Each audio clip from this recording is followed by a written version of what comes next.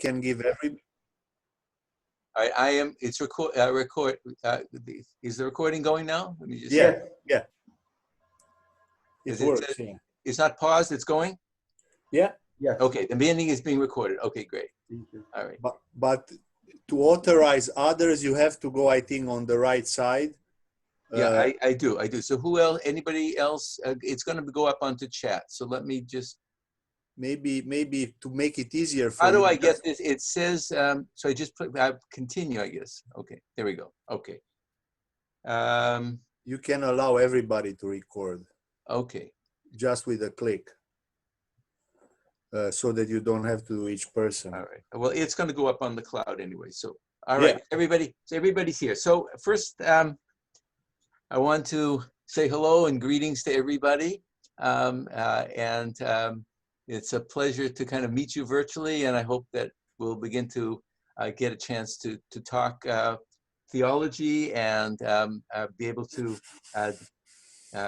share various kinds of our responses to the various texts. I wanted, maybe if we just quickly go across the gallery so that everybody can just say where they are and what they're studying, so we can just have a more of a concrete sense. We'll take maybe 2 or 3 minutes at that. We'll begin with Jin and just say where you are and where you are at the university and anything else you want to just mention so we all know who we are. Okay, I'm staying in Hyde Park at the moment, and my focus is on ritual and space. Yeah. Okay, Samantha. Yeah, I think you have to unmute. Okay, good. Yeah. Hi, I am also still in Hyde Park, and my focus is on modern American Judaism, primarily from an anthropological perspective, but you know, kind of including all lenses. Alrighty, Laura. Hi, I'm in Dallas, Texas right now. I'm an MDiv student and I study Protestant theology. Okay, Sam. Hi, I'm Sam. I'm a first-year PhD student in the Committee on Social Thought. I'm in Hyde Park, and I study American intellectual history and modern Jewish thought as well. Okay, Benny. Hi, I'm Benny. I'm in Ann Arbor right now. I'm a first-year MDiv and beginning to kind of think about studying history of Judaism. Okay, Naomi. You haven't heard from Rainey yet, have you? She said that it wasn't working. It should be Hasidism, the link. Yeah, no, she said that the link wasn't working. Did she try Did she try the link from chat? I will send Raina the direct link immediately. I have your WhatsApp number. I sent it also. I sent the link to the chat also to her. So I don't know. Tell her to go into the chat. She can't get into chat? No, because I get to the chat. Can someone send it to her from the chat? I did. I sent it to her. Okay, great. Okay. Because I haven't. So somebody let me know when she gets in. Okay. Okay, Naomi. My name's Naomi. I'm a 4th year in the college, majoring in art history and political science, and I'm in Hyde Park. Great. James, what? Hi, I'm James. I'm also still in Hyde Park. I'm a 2nd year MA student at the Divinity School, mainly focused in the ethics area. Thank you. Seth? Hi, I'm calling in from Boston. I'm a 4th year in the college studying fundamentals and Jewish studies. Sierra? Good morning. I'm Sierra. I am currently in northern Nevada, just about 20 minutes from Lake Tahoe, at my parents' home, and I am a first-year MA, also this sort of going down the same track as Samantha with studying contemporary American Judaism, sort of from the anthropological perspective. Thank you. Brian? Hey everyone, I'm Brian. I'm in Hyde Park. I'm a 4th year student at the college studying economics and East Asian languages and civilizations.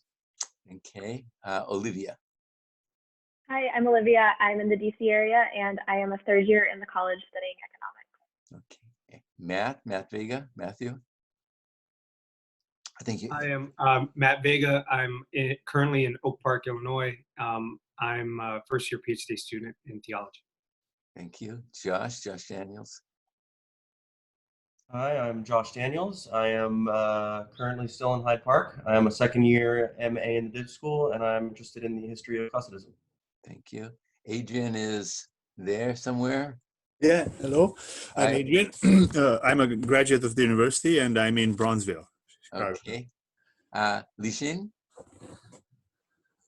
Hi, my name is Li Xing. I'm second year MDiv student in Chinese religions, and I'm still in Hyde Park. Tara Rutledge. Hi, I'm Tara. I'm a staff member at the university now. I was a div school student in modern Jewish thought about 5 years ago. And Rebecca. I remember you. I know, yeah. Good old days.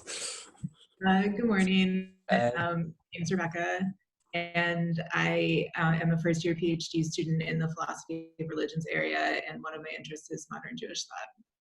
And I'm in Chicago. Renana?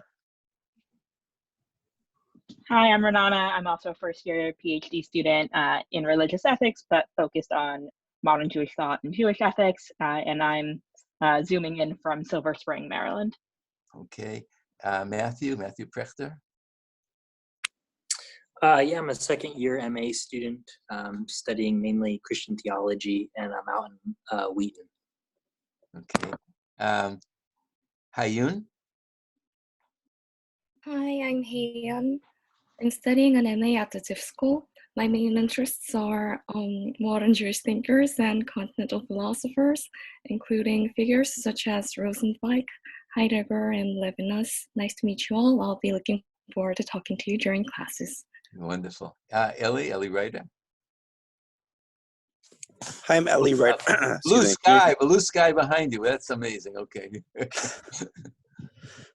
Hi, I'm Ellie Ryder. I'm calling in from the Pennsylvania mountains, like doing nature properly, studying like modern Jewish thinkers, and I'm focused on working on ethnographies of modern Jews in America, and I'm a first year in the MDiv program. Thank you. And Maxim is calling in from Moscow. Can you hear me, Maxim? Yes, I'm here. Okay, wonderful. Fishbane, would you please resend Raina the invitation? You press on the invite button. She couldn't log in. I don't see her name on the. Hi, Alan. Yeah, trying to log in too. You press. I don't have any other. Let me just see if I let me make it larger. Wait, you press the invite button. I don't have any of the. Maxim, pick up the link from the chat and send to her. I already did. I think I did. Just a second. The same thing is happening with Hyatt Allen. I just sent him the link and it doesn't work. So. Well, did you send it to Hasidism? Yes. Okay, I don't.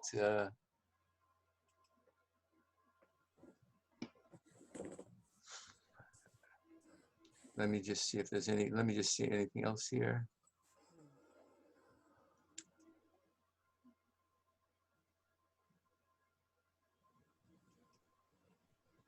I don't. I guess I'm not getting any.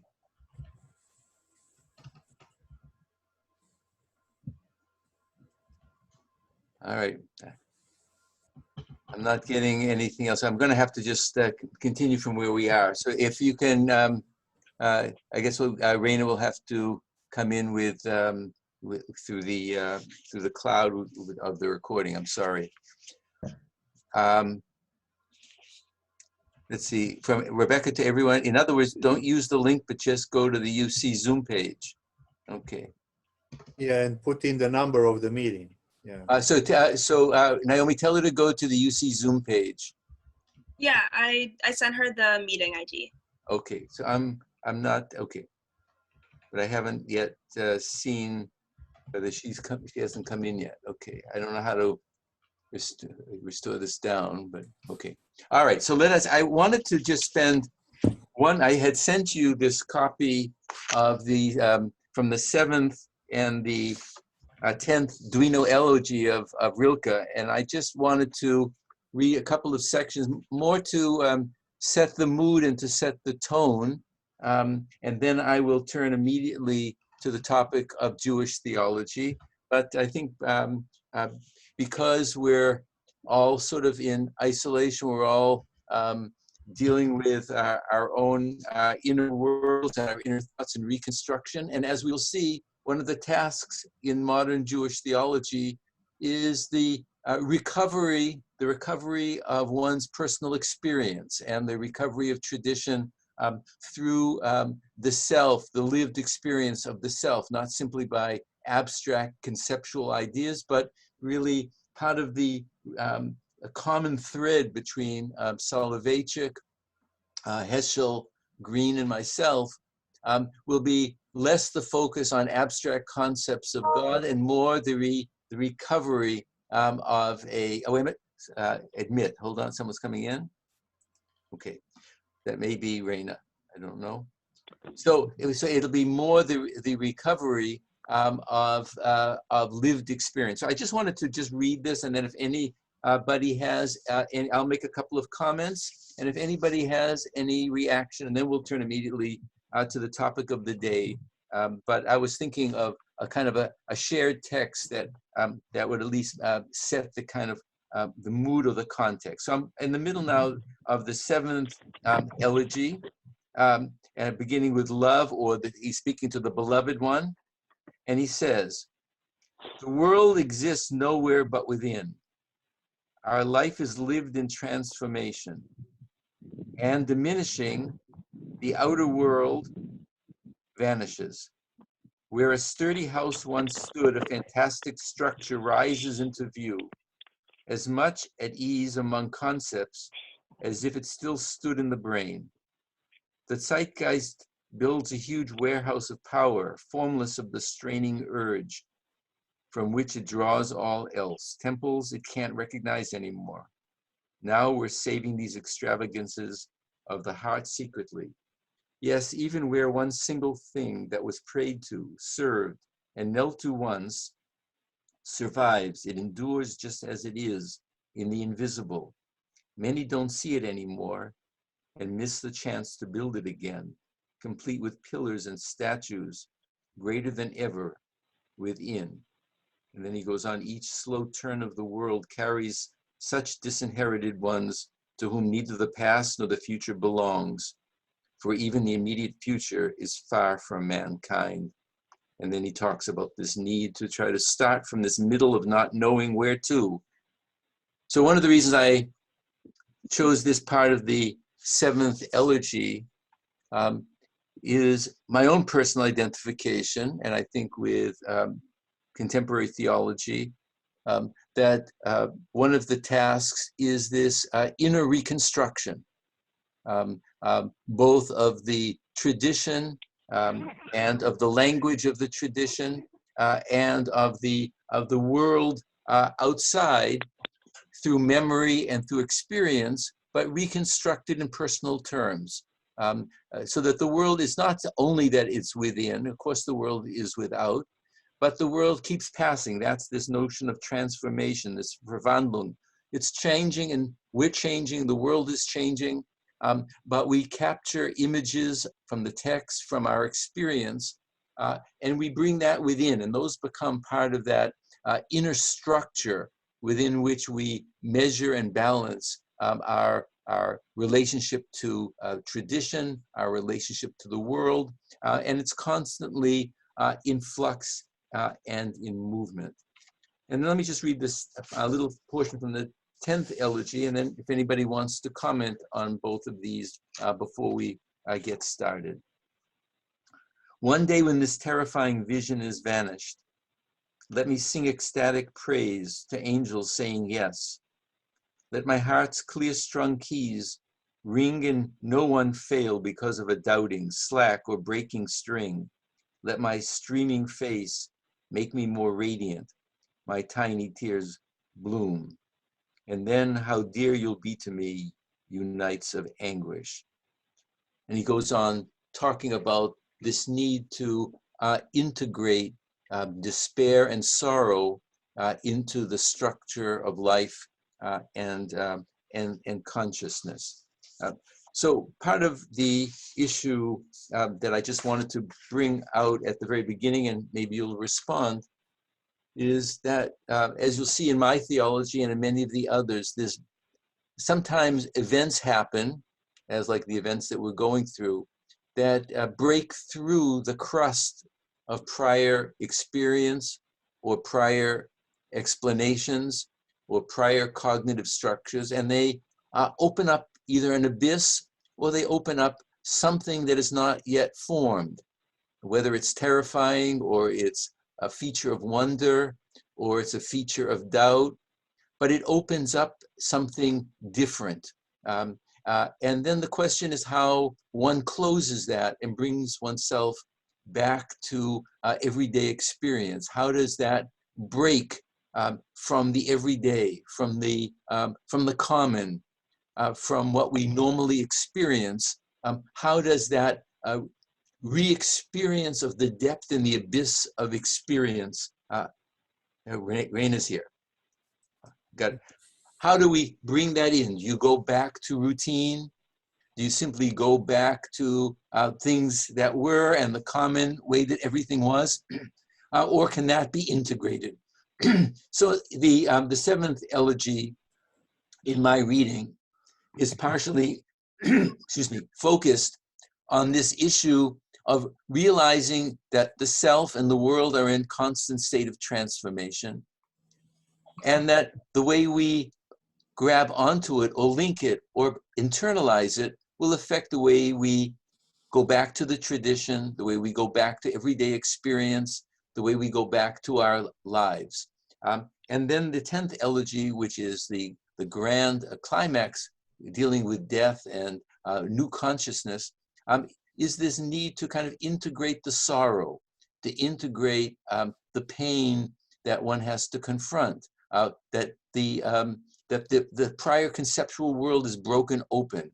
And then that becomes a new moment, a new entry point, a new vector for theology. So if we can sort of take a couple of minutes, if anybody wants to briefly respond to either of the two poems, I'd love to hear that. For me, they were two poems that I turned to as I was thinking of what I could do so that we don't just start from a dead stop. We sort of start our class with the acknowledgement of our shared experience of something radically new that we're all experiencing and going through in private and personal ways. So if there's anybody who'd like to share anything, any response to the poems, I'll give you a couple of minutes and then we'll proceed with the more formal aspect of the course. You can either raise your hand or there is, there's somebody else coming in, I think. There is also a reaction button, which I'll show you, that will appear. It's easier for me to see than the green hand. So if you click on that, I'll be able to see you a little bit more easily. So I'm going to click off myself here.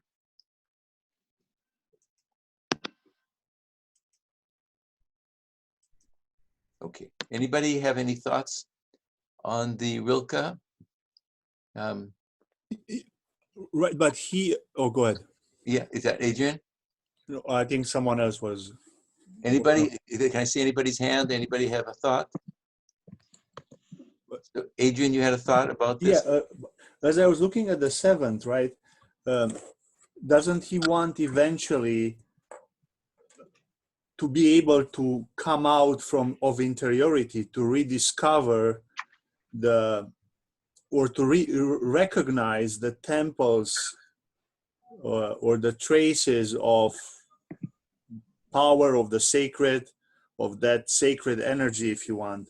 Yes, I agree. He does want to come out and to recognize, but at least in my reading, it's brought back into the inner world, that the structure of recovery, the structure of reconstruction, the structure of what we do with that is part of our own transformation of the world that's being transformed. But it definitely requires a new seeing, a new response, a new relationship with that aspect of the outer. Mm-hmm. Mm-hmm. Anybody else have anything? I'm sorry, I'm just looking like this. Got a couple of new people just entered into the waiting room. I think Daniel just did off in the corner. All right, so if anybody have any thoughts, or you want to just, you can meditate on this as you choose. So what I wanted to, I want to begin by just making some general comments about Jewish theology and Jewish theology in our time. I know that there are a lot of people from a whole variety of backgrounds, and if I use any term or there's something that's not clear, please raise your hand and stop me so that I'm sure that everybody is with me. And then I'm going to turn really to the syllabus and talk about what we are going to be, why I chose the writers and the thinkers that are on the syllabus. So let me just make a couple of general observations. So I want to begin by saying that Jewish theology, or almost any theology, Jewish theology particularly walks what I would call a narrow ridge. It walks a narrow ridge between the voice of tradition and the lived moment. How the voice of tradition is heard and received, and the lived moment. It walks the narrow ridge between the language and the authority of tradition. And of course, we're going to have to talk about how the language and authority of tradition is accessed and transformed and made authentic. But Jewish theology walks that narrow ridge between the language and authority of tradition and personal integrity. So if the first is the voice of tradition and the lived moment, the second is the language and authority of tradition and personal integrity. How do you live that, particularly as we'll see in the modern period, with many types of influences and changes which were not part of the formative structure of the tradition. Jewish theology generally and contemporary theology has to have a series of loyalties. Loyalty is a key term, even for the modern person who is wavering about the access and the meaning of tradition. What is the loyalty to Scripture? Don't forget, theology simply can't begin in the void. It has to begin with some access to the language of the past. So what is the loyalty to Scripture, and how do we express and live that loyalty? Since Jewish thought is a layered tradition, what is the loyalty to the rabbinic tradition, the legal tradition, or the theological tradition, or the tradition of action? What is the loyalty, if at all, to the medieval tradition of philosophy and mysticism?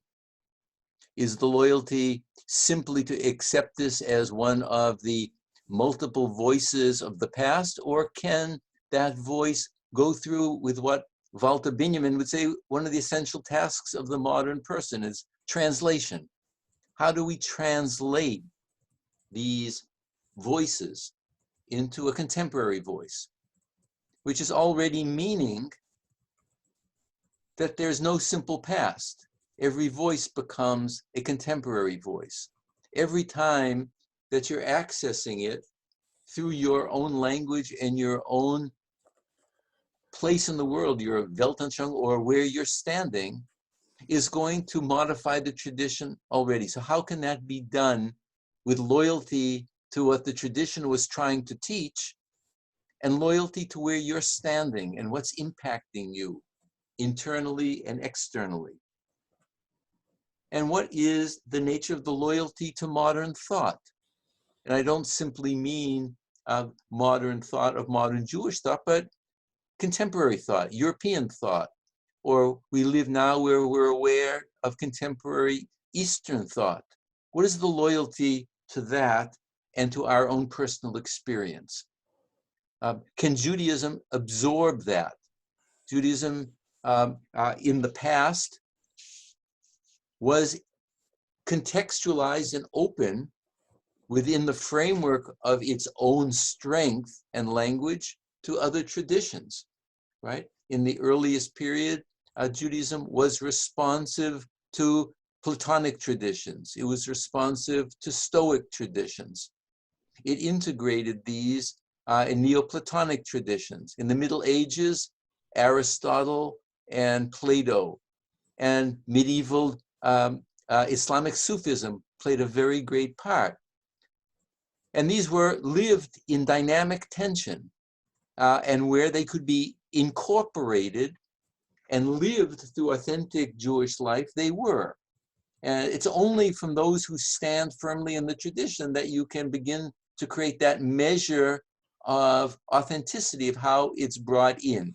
And we have the same task before us today, because that modern thought, we see some people are studying Heidegger or Levinas, but there is a huge amount of thought from Spinoza and Kant onward, which upend the whole notion of the nature of religion or the nature of subjectivity. And we're going to have to talk quite a bit about the nature of authentic subjectivity. How do you authenticate subjectivity? We'll see that that's going to be a major concern of Rabbi Soloveitchik. Is it simply a projection, or is there some actuality to subjectivity? What is that lived moment? Does it have any certain kind of way that we can talk about it? It's not accidental that a turning point in the study of religion was William James, the variety of religious experience. To begin to talk about experience as something valid, as something that is a touchstone. But then where do you move from a kind of private or privatized or solipsistic subjectivity to a subjectivity that is authenticated in and through the tradition?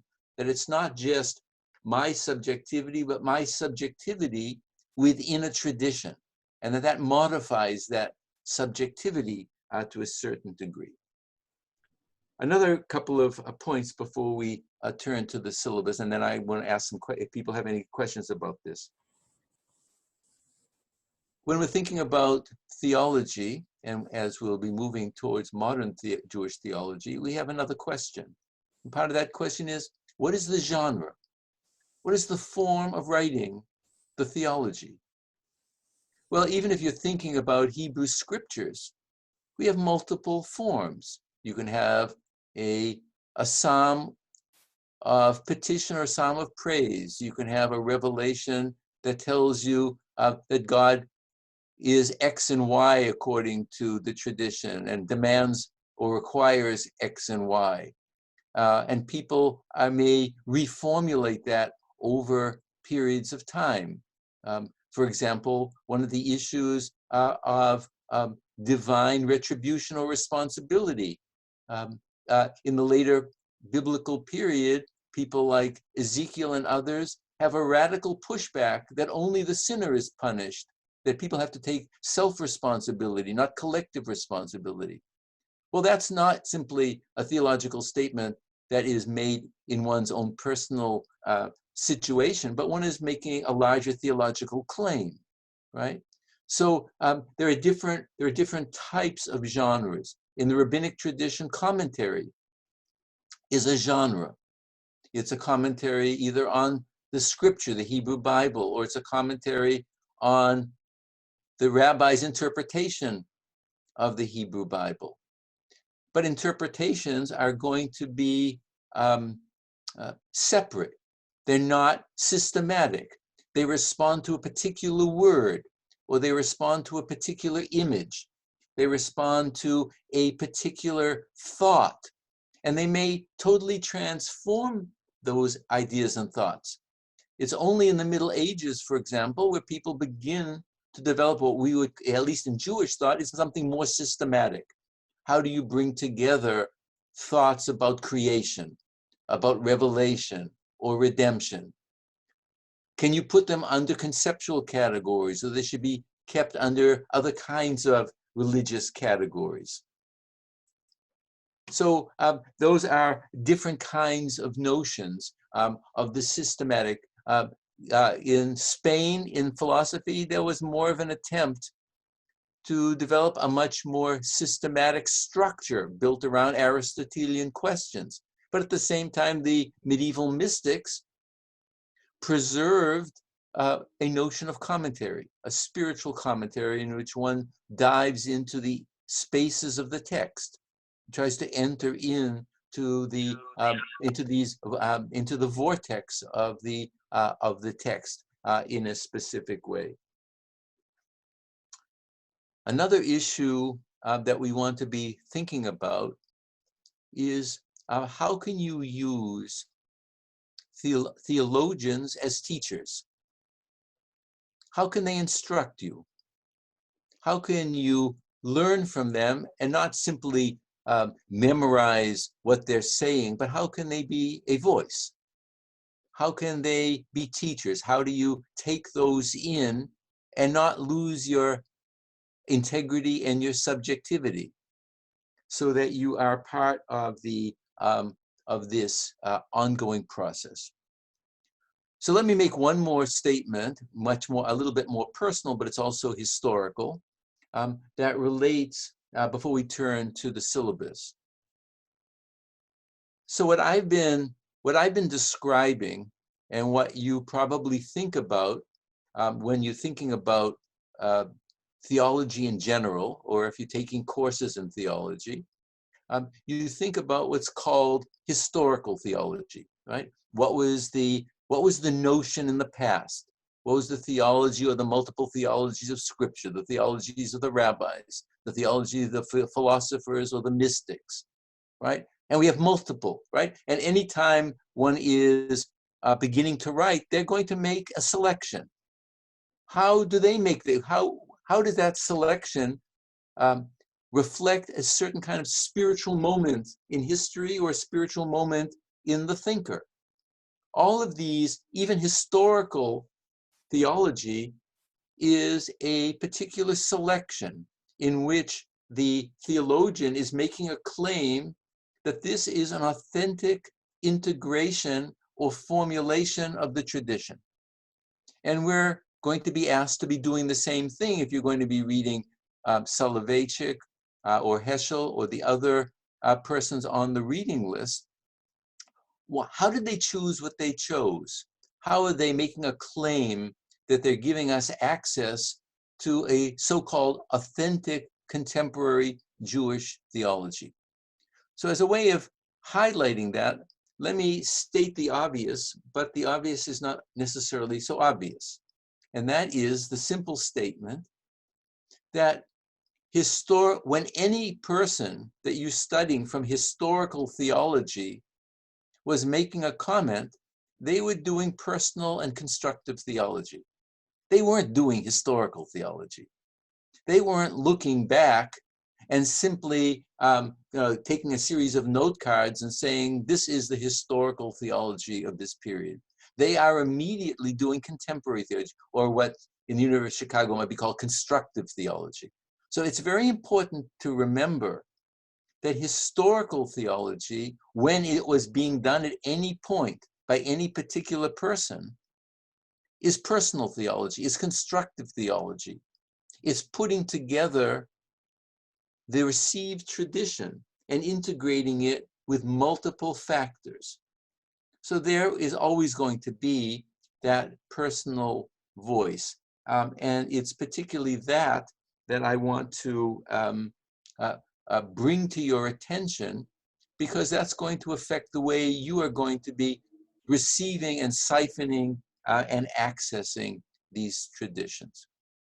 So if there's, before I turn to make some comments about the syllabus and then why I chose the theologians that are on the list, I want to invite a couple of questions. I'm keeping my eye on the time. I think we'll go for another 15, 20 minutes and then maybe take a little bit of a break after an hour and 10 minutes, and then we'll come back. But before we move to the next phase and talk about the syllabus and why the syllabus is structured the way it is, does anybody either have a question on these open marks, or a response to them, or something that you'd like to kind of bring forward? Just maybe make some kind of a, okay, I see that Ellie does. Ellie out there in Pennsylvania somewhere. Okay. Hey, so I had two quick thoughts. One's a thought, one's a question. I think my first thought. Nice and loud. We're not hearing you. Oh, no, I'm so sorry. Ellie, turn off your video. It's causing a lag. How's this? Much better. Better, great. I'm low service area. So I guess my first comment in response to your last comment is that, like, I think that there are many traditions that see themselves with a stronger loyalty to the past, and like, while I'm sympathetic to the idea that many Jewish thinkers were concerned about the present moment, they also really balance the fealty to tradition, whether it's the Pharisees, whether like the Pharisees go back to ancient times, whether it's like more traditional Jewish thinkers today. So that relates to what we were talking about in terms of loyalty, right? Yeah. That balance is going to constantly be renegotiated. Some people are more heavily weighted to tradition and they subordinate themselves to that. And other times, perhaps more in the modern period, it tilts much more to the other side. So that issue of balance and loyalty is very important. And we will see among the different thinkers different tipping points. And I think that's something that you also want to kind of measure inside you, that balance point, that tipping point between loyalty to the tradition, whatever claim it may make, a truth claim, a loyalty claim, a claim of tradition, some kind of a truth claim, and the claims that you bear to yourself as a person of honesty and integrity and so on. I see that Daniel has his hand up. I had a question there quickly. Who's speaking? Ellie.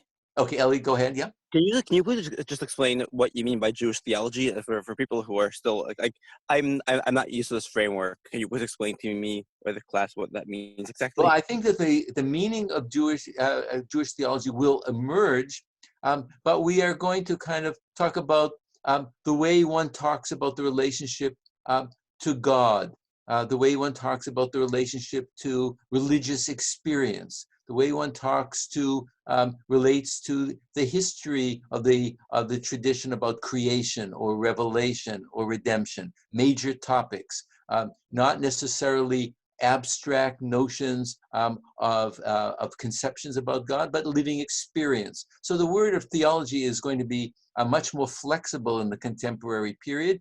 And in fact, the word theology is, of course, not a traditional Jewish term. It's much more, it's a term that comes in through Greek thought and then Christian thought. In the medieval period, it was called sort of like the divine science, or the science or the talk about God. But it's not only going to be the talk about God. Obviously, God is a center point of where one places oneself in terms of these ultimate commitments, ultimate values, the ultimate statement of how we will begin to talk about God, and we will have a chance to deal with that. But contemporary theology wants to kind of open up the question of divinity to become an embracing sphere that brings other dimensions of experience. So I think let's let that emerge slowly. Yeah, you're right to raise the question, but I don't want to prejudge that by any kind of earlier medieval notion. It's not simply the science of God or a divine science. It's not simply talk about God. It's much more than that in the contemporary world. So I'd rather keep this a little bit flexible at this point. Daniel, I think Daniel Gutkind is. Yeah, thank you. Sorry, I just wanted to ask. So take your hand down from the question. Okay, yeah. All right, good. Okay. Sure. So, I mean, what you said at the end about all or most historical theology essentially being some kind of, still personal positive theology. I wanted to ask how you see that as being different from the rest of Jewish thought or Jewish, because much of, I think, everything that we sort of do as Jews is commentary, as in Rashi was a commentator, the Talmud's a commentary. Almost everything is just sort of one layer. And so how do you see the theological, why do you see the theological approach as being any different from the rest of the Jewish corpus, in that almost everything is sort of structured as what appears to be commentary and then ends up being an original statement? Okay, so obviously when we're, any particular response to any particular event, if it said that God took Israel out of Egypt and there was a certain event, that's making a certain kind of a theological statement that appears in the text. And then people may want to reinterpret that and explain about what they understand about the divine and redemption and salvation or divine providence and so on. I think when we're talking about theology, we're trying to step back and give larger organizing structures to religious thought, more integrated notions of what would it mean to talk about God as a creator, God who's active in history, God who takes responsibility or for the world, or who gives life, gives teachings. There can be many kind of subsets within that, and people can either isolate certain kind of notions and magnify them as the center point, as where is the point of gravity and the center point that becomes the organizing principle about when you're thinking about God in the world, God in the human being, God's providence or relationship to the changing nature of life and experience. So it's not simply that commentary is there. Obviously, commentary is inescapable in Judaism. But the question is, how does one take the multiplicity of comments and bring them under certain kind of organizing rubrics? The rubric of practice, the rubric of the daily life, the relationship between God and one's experience during the course of the day, right? So some of this may be much more phenomenological and experiential, and some people may want to begin to put these into more abstract conceptual categories, and that will vary according to each individual, whether you want to begin to create more conceptual abstractions, or you want to live with a much more fluid sense of the experiential. And we're going to see that is going to emerge in the various thinkers. We have to ask, where do they take their starting point and kind of build things around that, around their own center point as interpreters, and embed their interpretation within the authenticity of tradition. And some people might claim that I have to think with tradition and with myself, but how do I then create a kind of a thoughtful framework that has been put together? The Bible or rabbinic tradition doesn't list a whole series of categories and structures. It may talk about God and Torah and teaching. It may talk about observance, but it doesn't give a deeper sense of rationale or more comprehensive sense of organization. And we want to be able to see, is that any more possible? Where do you put your stakes down as you live within the tradition, as you try to access that tradition? And we're going to see that one of the common threads of the four people that we're going to read is you put your stake down by where your feet exist in the world. And then, depending on the claim that tradition has on you, the claim that the divine voice or the divine reality has upon you, the claim that the historical tradition has on you, and the way you begin to access it will begin to create that framework. And some will say, as we'll see with Rabbi Soloveitchik, that is an absolute claim, and the authentic person has to subordinate their thought into that claim at every single moment. And others may say, no, the individual stands out in a more painful way, and is trying to go from the outside in. We'll maybe have occasion to talk a little bit more about people like Franz Rosenzweig, but he used a very interesting geometric figure that is maybe helpful here. So he would, one of his, when he was discussing with various people in the Lehrhaus or the study hall that he founded in Frankfurt in the early 20s, people who are inside the tradition move within the periphery of the tradition. And the tradition has this kind of circumscribed claim to everything that one is doing. And that its language becomes a framing form. One tries to kind of put on the tradition like some kind of a spiritual suit. You put it onto your head, you incorporate it, you make it personal, you make it your voice. And you move into the outside world from the inside out, because you're already born into the tradition. You're born into its language. It comes to you with your mother's milk, as it were, right? It becomes part of your first language. So a person who is born in a tradition, that becomes a first language. It becomes a first gesture. Many people who are born into Judaism, that language becomes the first language that they hear from their parents. Their parents' language is the language of tradition already. The way you begin to move your body in prayer might be an imitation of your parents already. The tone. So you're already, from the very beginning, if you're starting from a traditional framework, that is already the air that you breathe. It's the rhythm of your parents' body. It's the tone of their voice. That tradition already comes through the eyes and the smell of your mother and father, the way you sit at the table. But for the modern person, which wasn't the problem in a traditional society, people are on the outside. They're not necessarily born into the fullness of a tradition. They're in the position of acquiring. They're in the position of assimilating to the tradition. They want to go from the periphery to the center. So they're in a different state of self-consciousness. The modern contemporary thinker, which will be different from Rabbi Soloveitchik, but we'll see he's not blind to the issue, right? If you're born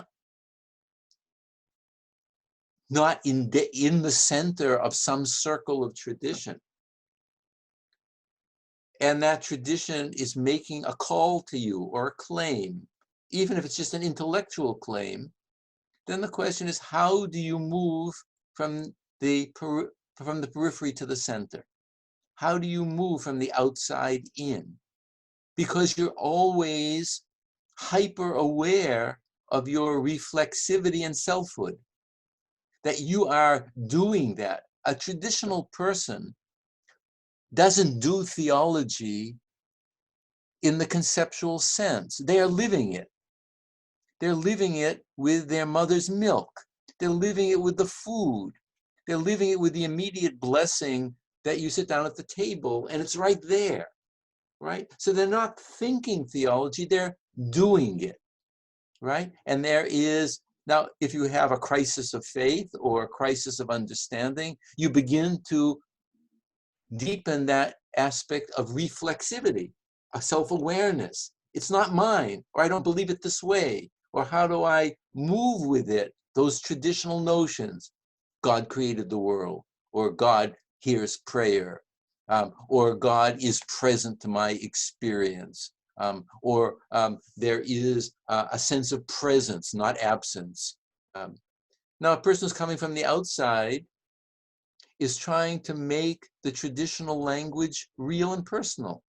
They're trying to move and to make it one's own. But that is a process of conceptual and spiritual movement. I'm always aware of myself, of becoming, of moving towards the inside. right? And so you very frequently find people who become new believers or converts, right? They take on the tradition in a stronger, intentional way because they want to be in the inside very fast. They want to imitate the inside, right? Because a tradition initially, and this was a point that was made in a brilliant way by Rabbi Soloveitchik's son in a famous essay about the contemporary movement towards tradition. And he made the point, and I think this fits our discussion very well, that traditionally, the key term is mimesis. The key term is imitation. You imitate your parents. You imitate the rabbi. You imitate people who know.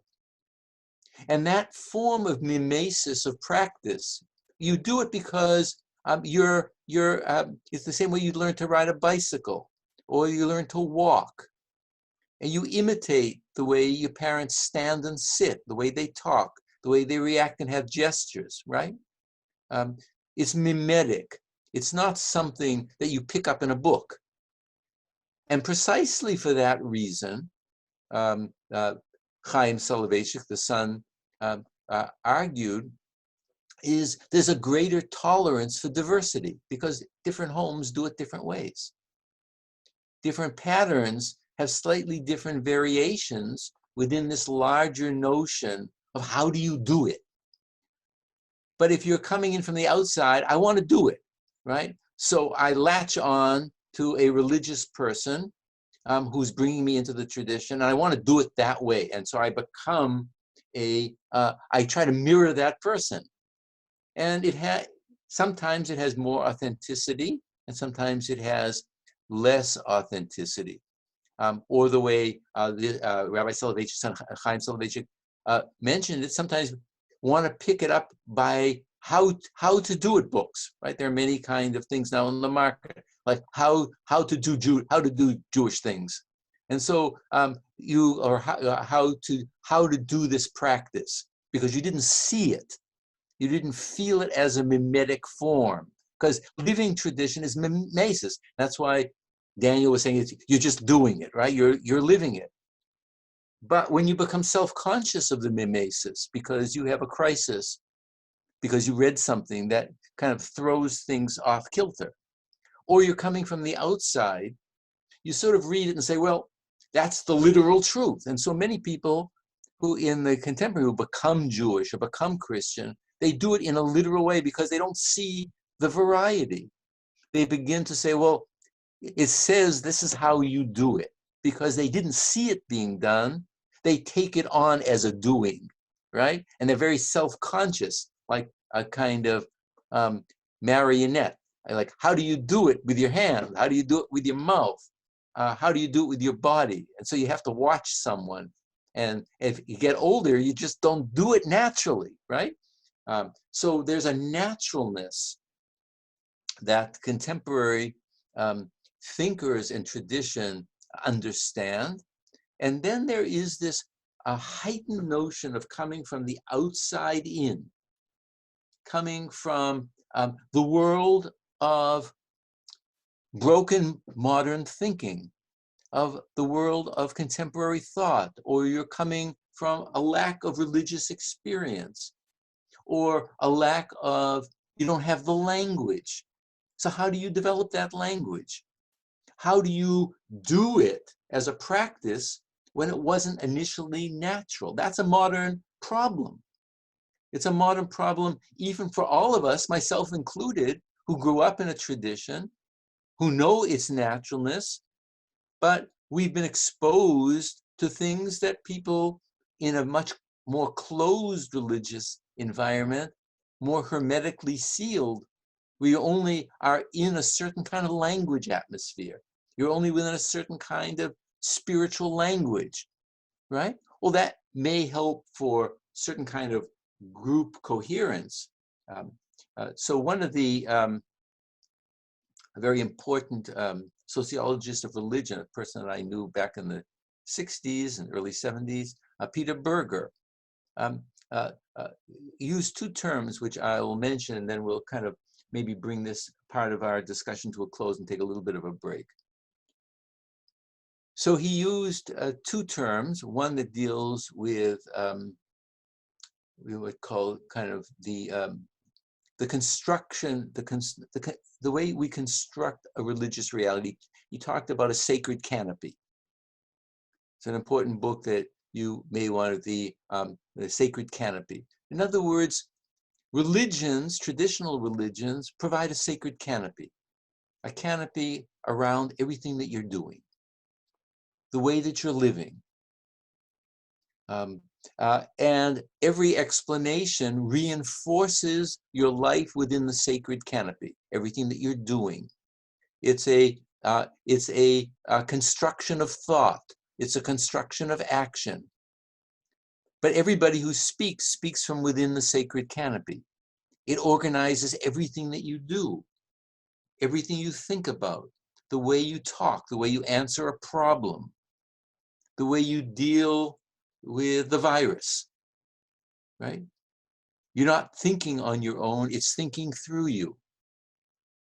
It's not just language thinks through you in the Heideggerian sense. Tradition thinks through you if you're on the inside. It thinks through you because you were inoculated with a tradition, right? So you're not even speaking your own voice, but you're speaking within the sacred canopy. And sometimes the poles of the canopy collapse. So how do you rebuild the tent? How do you re-enter the sacred when you're aware that you're constructing the sacred canopy, even if you were born into it and you have a crisis? All the more so when you're putting up the poles of the sacred canopy on your own. So one major issue for a person like Soloveitchik, he's totally there, right? He's totally there. He comes from the most traditional rabbinic families from Europe, as we'll see momentarily. But if we're talking about Green or myself, born in America, even if it was a traditional background, everything is there, and the soup is a different soup. You're in a different frame. And the canopy is there, but there are canopies on the canopy and canopies within the canopies. And you're kind of trying to figure all that out. So that's one issue. You're not just on the inside. You're sort of straddling. You got one foot on the inside, one foot on the outside, which is, where do you put your weight? Where do you put your weight? Right? When you take the foot that's inside going outside, what do you bring with you? When you take the foot that's outside coming in, what do you bring with you? Because it's your body, it's your language, it's your world. All that's theology when you're trying to live within the space of that tradition. Let me make, I think Seth has his hand. Let me just make one more point and then we'll take some questions on this. So I said that Peter Berger has this, The Social Construction of Reality. He has a book called The Social Construction of Reality. He's one of the first people who dealt with the sociology of religious knowledge. The Social Construction of Reality is an important book, very important book, at least for me it was. Actually, I'm going to refer to another book by Peter Berger, now that I'm thinking about it. He was a good friend many years ago. I'm a lot older than you guys, so we go back a long time. And then The Sacred Canopy. So two other books, and then we'll take the questions and maybe take a break. The second book that he wrote much later is called The Heretical Imperative. And he said, that's our situation today. Why?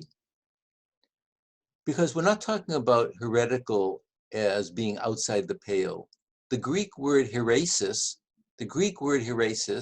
for those of you who know, Greek means choice. It means choice.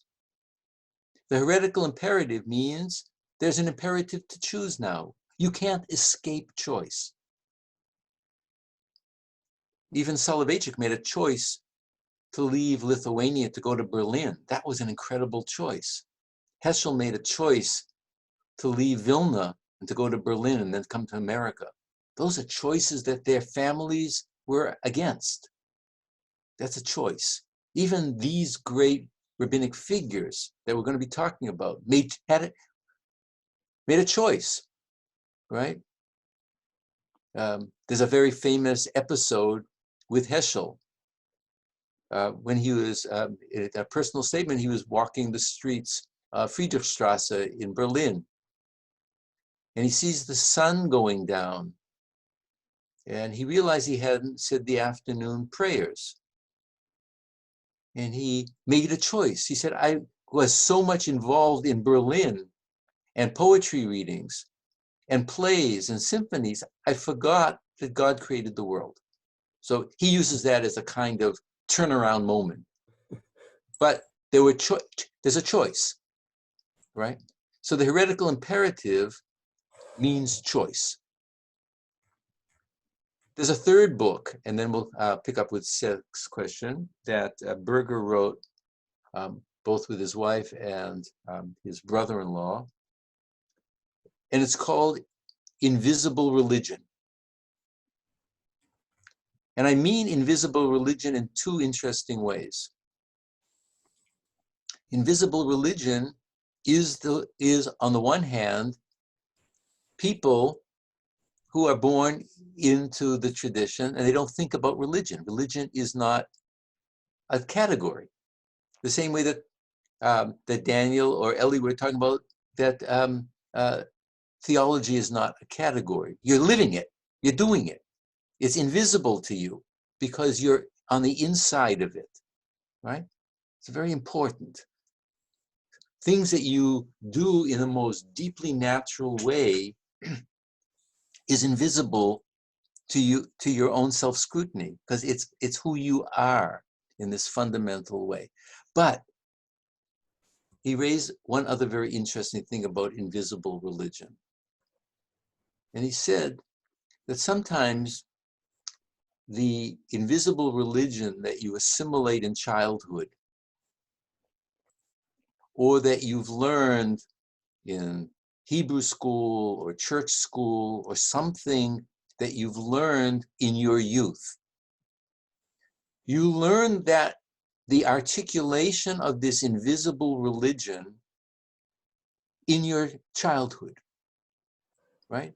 And it has all the qualities of that period of your mental and emotional life. And it gets stuck there. And you stop your religious education and you go to the university. And the two things don't square, because your notion of religion and the flexibility of theological ideas and belief, we're stuck with childhood formulations. They're stuck with the way your parents said it or your teachers said it. And you haven't yet made the move towards other categories. So contemporary theology is realizing I have to go outside and, whether I want to or not, become aware of another language, another way of bringing that inside and into the person. Okay, so what I want to do, again, the East Coast, it's 11:45. With you, it's 11:45. I want to have Seth's question, and then we'll take 5 or 10 minutes for a little bit of a break. We'll come back to the syllabus, and I want to talk a little bit about and some of the writers that we wanted to get to today. So Seth, and if anybody else wants to, let's take a few minutes response. Seth. Yeah, my question was involved in kind of the two last things you talked about. One was the idea of like being on the outside in, and how a lot of modern theology is being on the outside of different circles looking in, and the idea of thinking about all these theologists as doing some kind of personal theology, like contemporary theology is, making a decision in the moment for yourself. Should we be looking at these texts as we go forward as arguments about the theology, or should we be thinking about them as like an exploration and validation of the author's specific personal thing? Like, should we I think you have. read them as like a I would hope that you'll do both. I hope that you'll do both. I mean, I think we said about how do you relate to the different thinkers. Well, they are speaking out of their truth. Presumably, they all made a decision to write theology at some point, right? So I talked about the difference between contemporary, constructive, and historical. So I, as an interpreter, I spent 30 or 40 years just interpreting texts, historical theology. And at some point, I realized I had to give it my own voice, right? I had to give it my own voice. And so around 2005, 2006, and the book came out, Sacred Attunement came out 2008. So it's a personal statement of where do I stand in all of this? I can't avoid, I can't simply be a ventriloquist and speak everybody else's theology as if it was mine. What do I tell my kids? What do I tell myself, right? And that process doesn't stop, right? I mean, one of the things that I did just before, or actually a couple of weeks ago, as we all went into self-isolation, is I sent off a new theology to the University of Chicago Press, which will come out next April. But it's simply to say it doesn't stop. I'm a different person than I was in 2006 and 2007. I'm older. I have other issues. The honesty of speech changes, right? So there's this movement from knowing what other people said or what I want to accept, and then where do I stand in relationship to this? Now, I tried to choose 4 people that hopefully will bring you to a certain kind of renewed thought, or at least get the wheels going in a different way. If your way of learning is to just try to get inside someone's head, well, that's good. But I think eventually I want you to write the prompt papers that I want you to write, and can be very personal. They can be personal in response to the writer or your reaction in more personal terms. Let me just use this as the occasion of saying that the college and the divinity school is allowing pass-fail, and I think the decision up to the 9th week. I think they're allowing pass-fail for college students if it's an elective. You'll have to check with the college, but that's my understanding from what I received from Dean Boyer. And from the divinity school, graduate students, I think, can also take courses pass-fail. Well, my requirement will be that everybody shows up for class. And if you're doing the course pass-fail, you simply do half of the assignment. Now, if there are 4 prompt papers, you do 4 prompt papers, but you don't write 3 pages, you write maybe 1.5 pages and 2. And the final paper might be 7 pages, you do 4 or 5. In other words, you do everything, but you can just do a little bit less of it. So that way I want everybody to stay in the game with everything and be responsible. And the response to any of these things, if you find it your way, you want to struggle with what Rabbi Soloveitchik said, and you're trying to kind of break that open in your head, that can be a response paper. If you want to say your pushback, you have to show what you're responding to.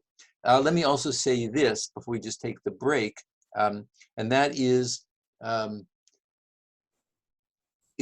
since I'm a little more technologically challenged than you guys are, it'll be easier for me that if you send me your paper to me as a Word document, then I get it as an enable editing, and then I can write my comments on the paper and I'll send it back to you. Because I think there's a way that you have a kind of thing on the canvas where I could write something into a window. I'm not sure how to do that, and I don't want to kind of mess it up.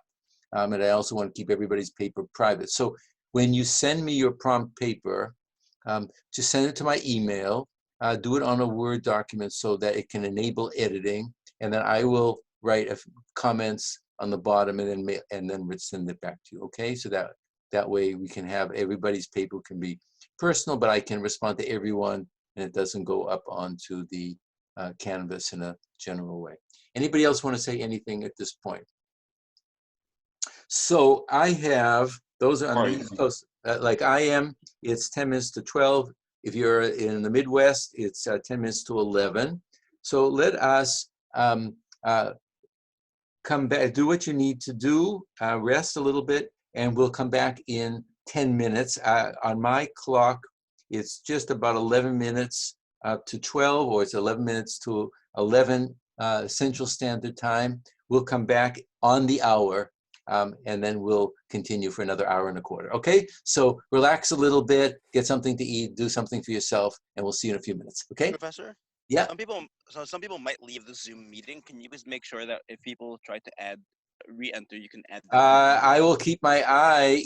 Try not to click out completely, but if you do, I guess I'll have to. I'll click you in through the admit. Okay, so I will do that. I will be doing that. I'll be back within 5 minutes. So if you're coming back earlier after you take a little bit of a personal break, then I'll keep my eye on that. Okay. I see you, Raina. I'm glad you joined. You're there. You're good. Okay. All right, everybody. Take a few minutes for yourself. Okay.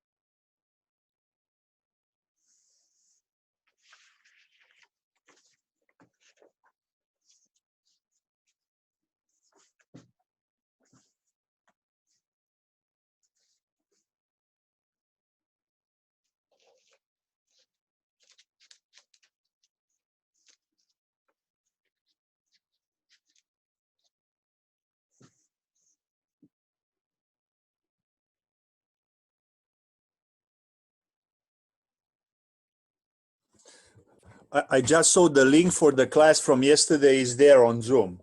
Okay, great, great. Yeah. I sent it to Tzvi, and he said it was put up on Canvas. So you already saw that? Yeah, it is on Canvas. Yeah. Great, great, great, great, great. Tzvi, Do people access it through the Canvas link? Is that what you do? yeah, it's a place called Zoom Recordings. Okay. It's called Zoom Recordings, and it is right under the. I think right. Yeah.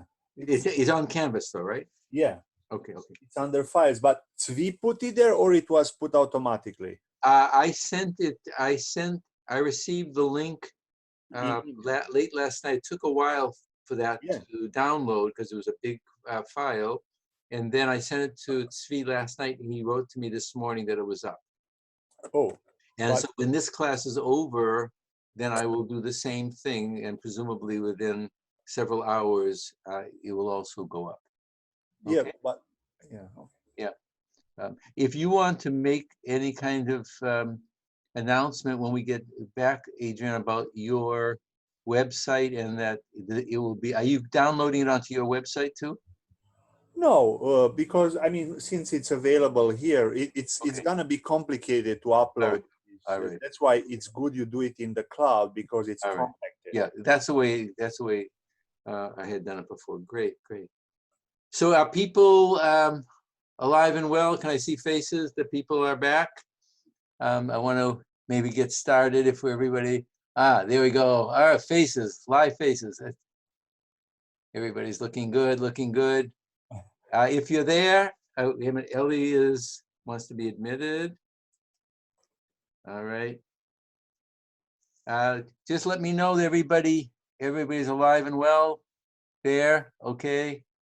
We have a couple of, okay. Laura, if you're there, and then I guess Tara. Okay. All right. So just to repeat what I had mentioned earlier, and that is that at the end of the class, I will be putting up the recording to Zoom on the, it'll be, I was just told by Adrian that yesterday's class is, you go to Canvas and it's called Zoom recording. And this will be up probably soon. So in case there's anything that you missed or you want to go back over, the pleasure is yours. Okay, so it'll have all of that. So what I would like to do first is just make a couple of comments about the syllabus, and then I want to make a couple of comments of why I chose the 4 persons that I chose, and what is the purpose of this in terms of talking about contemporary theology in Jewish theology in America. And then hopefully we'll have some time. I want to kind of focus on some of the passages that I had put into on the syllabus for you to read and discuss, kind of a way to zoom in. So I'm going to now begin the recording again. Okay, it's recording. All right. So as you can see, there are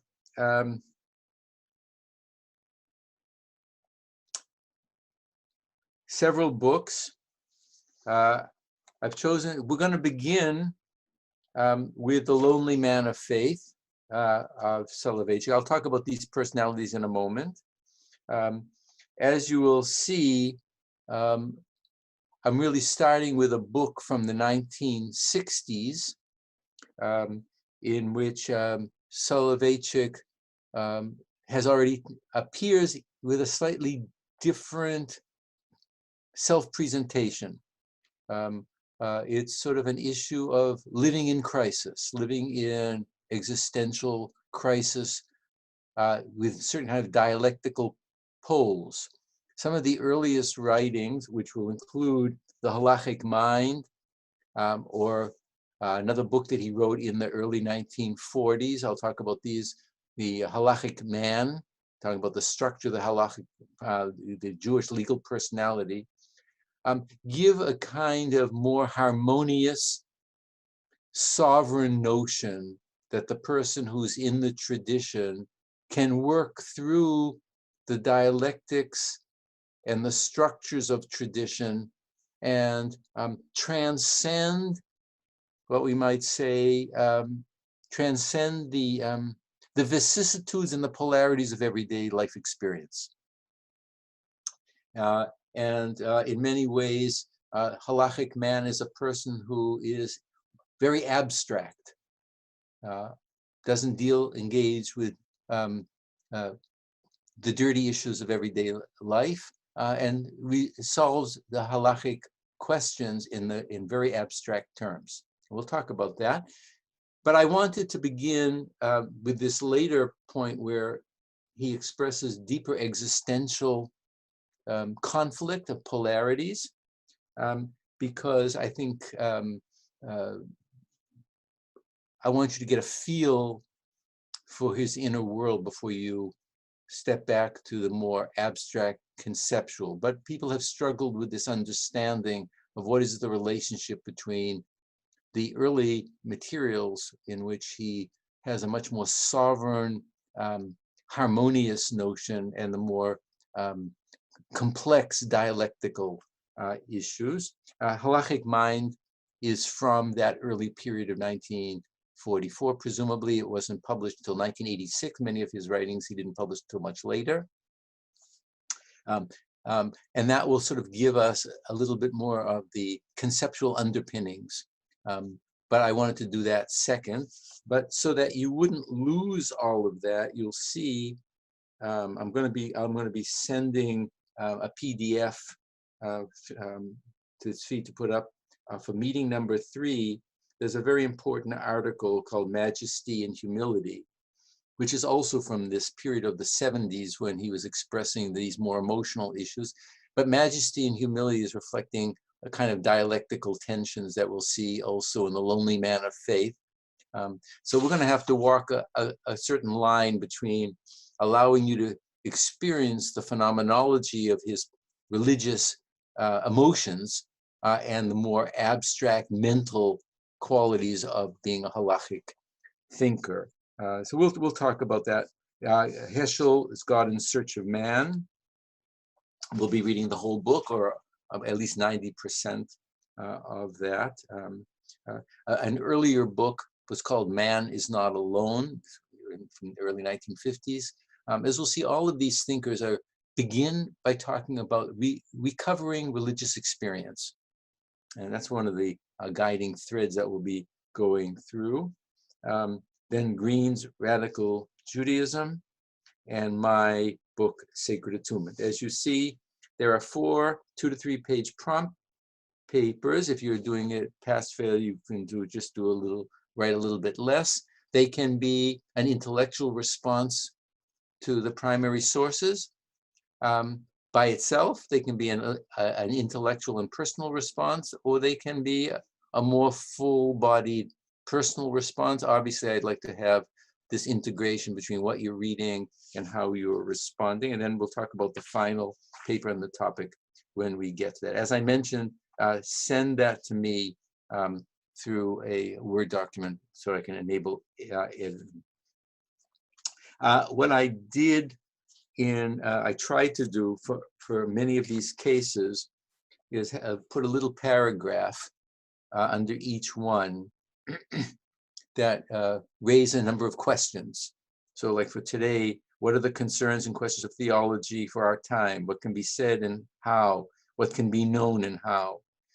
Consider the categories of experience, interpretation, tradition, etc. So I isolated some questions. You may have others of your own, but that's just so that you don't get thrown off in terms of that, and you're able to have some guiding issues related to that. And so we'll move forward. So now what I'd like to do is to tell you why I chose the 4 persons that I chose, and some of those issues, and then we'll spend the rest of our time together looking at some passages, particularly from my book and Heschel, because I think that they zero in on some of the questions.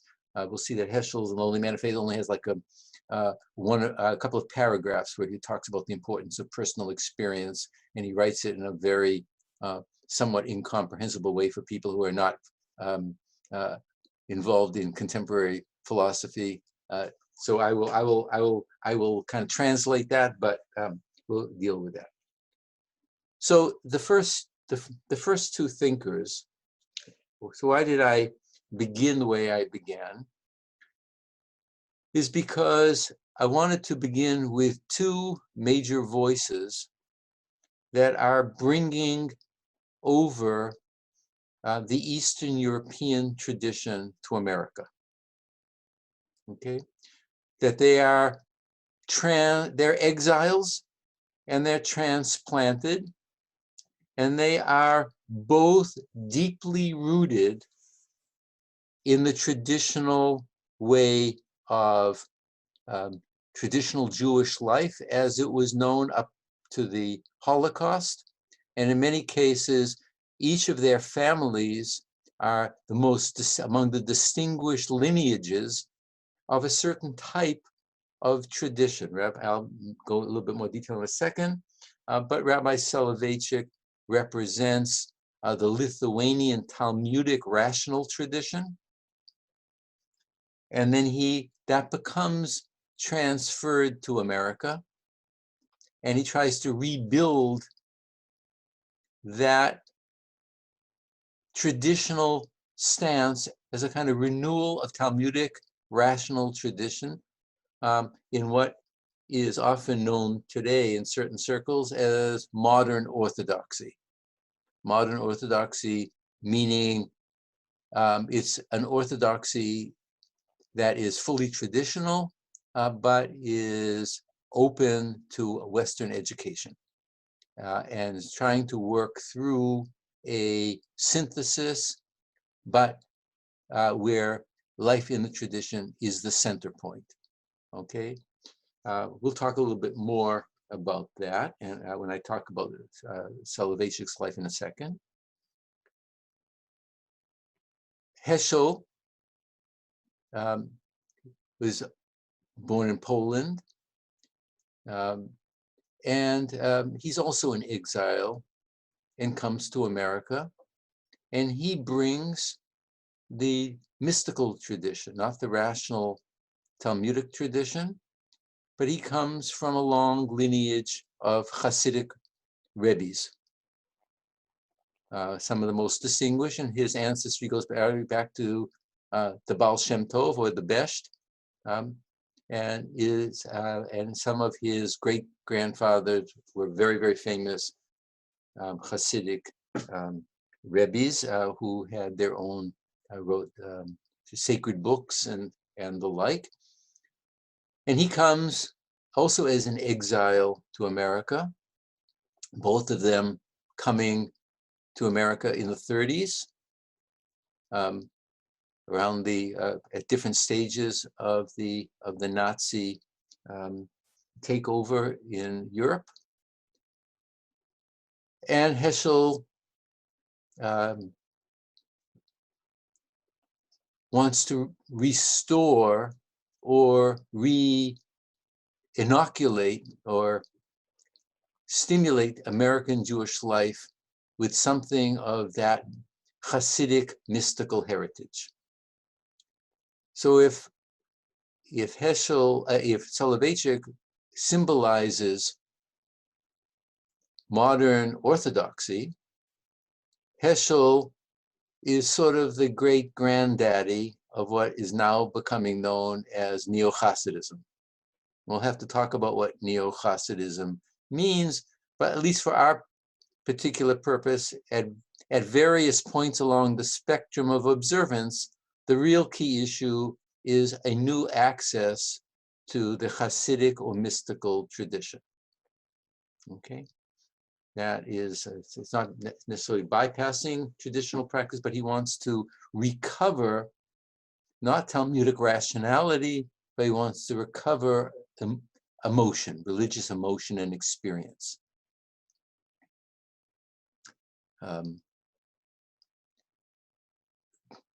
So they are bringing Eastern Europe, and both of them studied in Berlin, and they're bringing that to Boston and New York. Okay, I'll talk a little bit more about their lives in a second. Green and myself were born in America. We're students of that first generation. So we're Native Americans who received part of that complex mixed tradition that is coming, filtering through those who got their primary education in life in Talmudic Lithuania or Hasidic Poland, and came and began to speak in an American voice. And they became primary teachers. Green and I have been friends for over 50 years.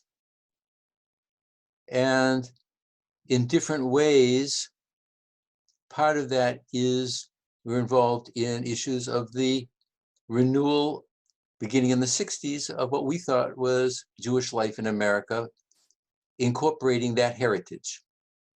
So some of you are aware of the so-called Chavurah movement, or the movement of, initially in the 60s in Cambridge, it was a kind of a commune, but it was a beginning of a new type of Jewish community. And one of the books that came out of that from our early years, it was called Chavurat Shalom, or the beginning of the Chavurah movement, was a sort of a grandiose book of a number of us called The New Jews. Because why? And I'll go more in detail. In 1967, after the Six-Day War, American Judaism came into its own. You can begin to talk about an American Judaism, or an American Jewish practice, American Jewish theology. You're not simply talking about transplanted Europeans. Even if they were deeply influenced by their teachers, they're thoroughly American. They went to American universities. They grew up in American cities and suburbs. And they, Green and myself, were fully involved what was going on, but for you is sort of like ancient history, but it was our history in the 60s, beginning in the Vietnam War and the protest movements and the beginning of the communes and the Woodstock, all that kind of stuff there, the anti-war, the beginning of feminism, all of that, which began to have a totally different effect on what would American Jewish life be like, who was an authentic American Jew. Okay, so I will go a little bit more into that, but both of us are among the few people who are writing not just occasional comments, but have tried to write theological books, which means as an attempt to kind of reflect a different notion of what American religious theological experience is. It's not the only ones that are being done, but since both of our roots go back to teachers of this kind, and I'll mention other kind of teachers that each of us had, in a certain sense, we're emblematic of a moment of transformation from the late 60s into the early 70s. For example, Green and myself were among the first who studied for doctorates in American universities in Jewish studies. That was also happening for the first time in the 60s. And it was almost like Jewish studies. And our students were all Europeans who were bringing that tradition, right? And we were among the very first to teach Jewish studies in American universities. But when it became, then all of a sudden, it grew and exponentially. It's shrinking again now. But from 1967 in Israel and America, there was this vast new self-confidence of Jewish studies in the American university, and then the growth of Jewish studies in Jerusalem. So these are kind of two pivotal issues. In other words, we were born at the time that they were coming to America, or a little, maybe a decade after America. But it's when American Jewry is beginning to develop a different kind of a voice, right? And it's trying to define itself in new ways. So let me, so all of the issues that was facing Soloveitchik and Heschel, and then Green and myself, we're trying to figure out what's doable in America, what's authentic in America, what's traditional, and how is tradition being done in America. So we never have abandoned being Americans who came to age in the 60s with everything that was going on, right? Don't forget the 60s was also the age of Vatican II, when there was an opening up to comparative religions and talking. It was the opening up to Eastern religions, right? All the gurus and were publishing all of their books in the 60s. There was an appeal to Jews, to Buddhism, and so on and so forth. And Judaism had to find its own voice in its own way. And it wasn't simply rabbis who came from Eastern Europe who are now giving the voice. It had to be an American voice. Now, obviously, things have changed totally dramatically over the last 50 years or so, and we'll talk about that. But I think Green and I, for different reasons, are emblematic, or we're sort of the grandfathers of a lot of that with our students. So the issue is, like, what would be the new nature of theology? How does it continue what our teachers did, and who were our teachers, and what were the influences? What is our loyalty? What is the new form of translation into America? What's the new context?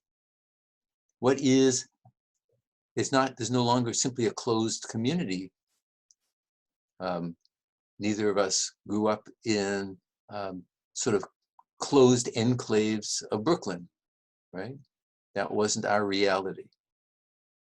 So our reality was, mine was Boston, and Green's was New Jersey, Newark, and then Brandeis as a center point of where things were funneling, because that was the center point of Jewish studies in that period. So let me make a few comments about a little biographical things so you get a little fuller sense of Soloveitchik and Heschel. A couple of comments about Green and myself in terms of our teachers. And then I want to turn to some of the readings that we had, that I had put down for you so we can raise a couple of other questions.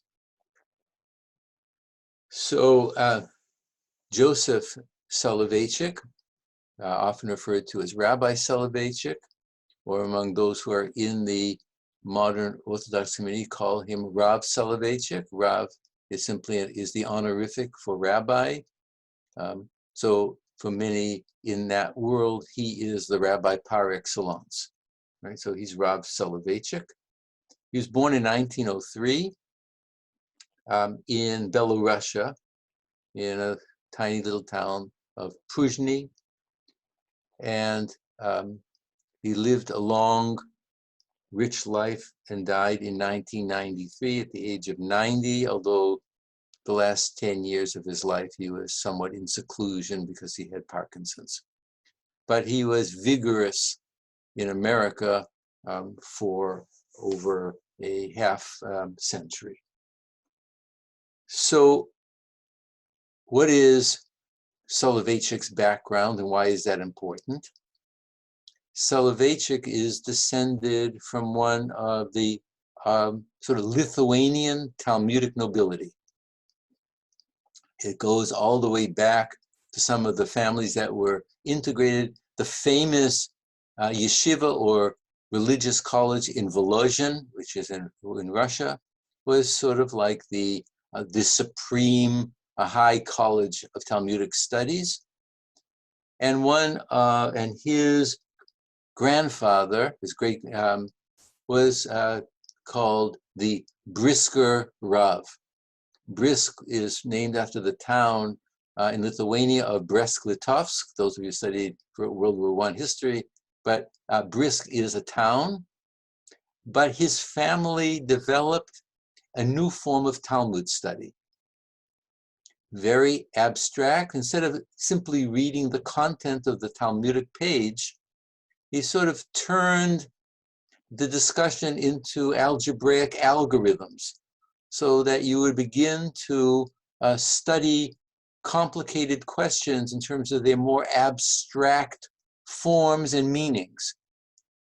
And it created a certain revolution among people who had long grown up in learning Talmud, but were dealing with the pages of the Talmud as forms of very complex logic and reasoning and harmonization of the tradition.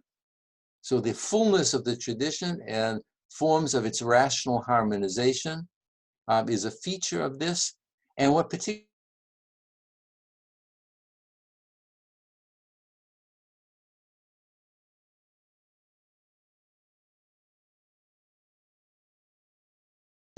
was the threat to traditionalism.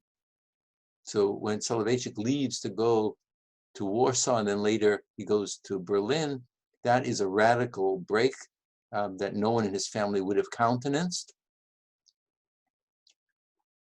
And the form of abstract Talmudism that was developed and continued by Rabbi Soloveitchik is dealing with abstract questions. The Talmud is, in a certain sense, divorced from the contemporary social or political climate.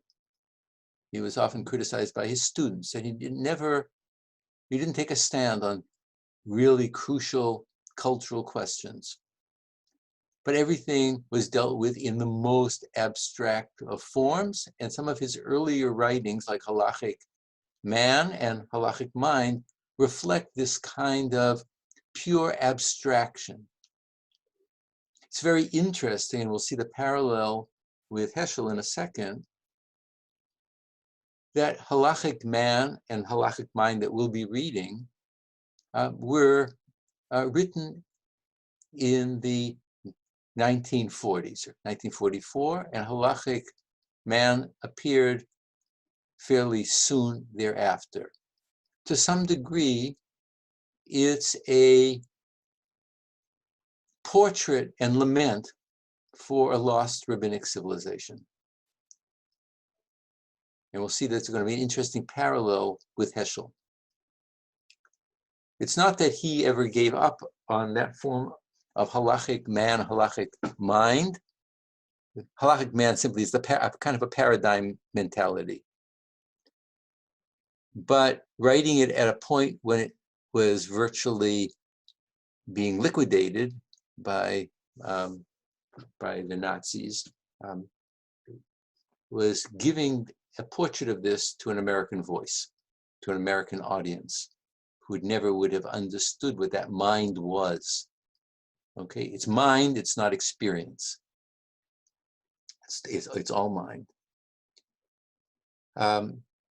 Heschel, Soloveitchik goes to Warsaw for a period of time because his father finds a position there. And then he breaks and he goes to Berlin.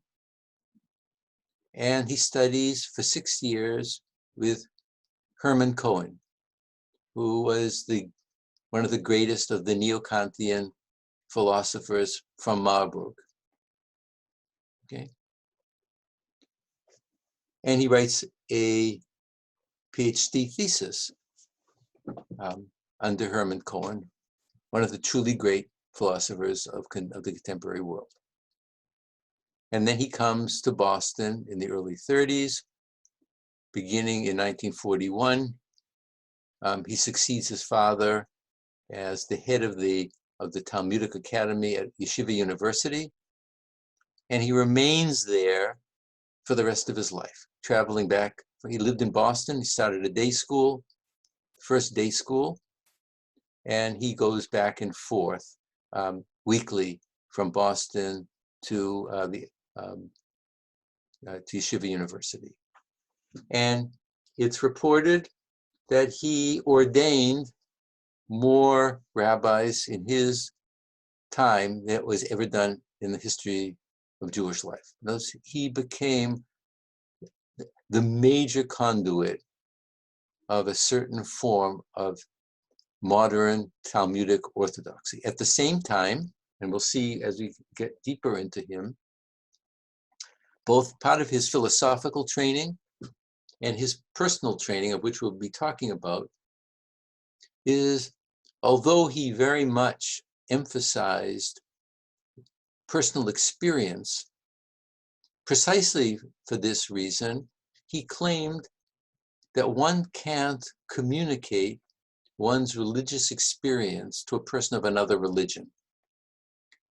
And so in the 1960s, at the time, Vatican II of the Nostra Aetate, when the Catholic Church was opening itself up for taking responsibility for anti-Jewish issues and opening itself up to other religions, Soloveitchik came out with an essay called Confrontation, in which he said, we can deal with Christians for ethics and social things in the modern world, but you can't have what we call today ecumenical dialogue.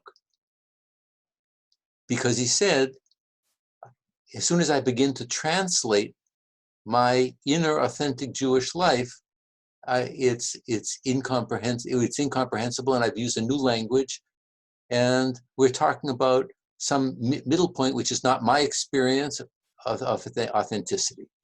Whether he's right or wrong, we can talk about later on, but he took that position, and it became, for better or for worse, I think for worse, a reason why contemporary Orthodoxy kept itself away from these kinds of discourses. I don't think many people hold that at the same degree, but he took a very strong position and had a very strong impact, and part of it was also to preserve modern Orthodoxy from assimilation and contact with people of other religions. But anyway, he took this strong position,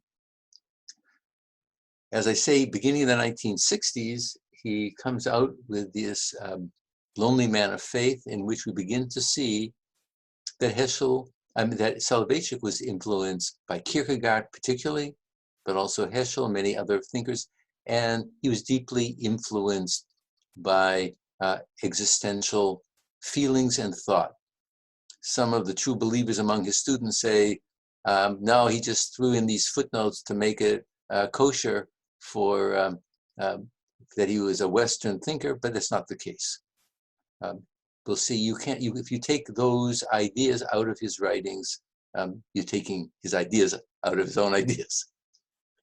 But that doesn't mean that he doesn't speak in an authentic voice, but he was deeply influenced and transformed these issues. You probably even noticed in that, for those first pages of Lonely Man of Faith, he ends that opening paragraph about the night of faith. That's Kierkegaard, right? That's straight Kierkegaard, right?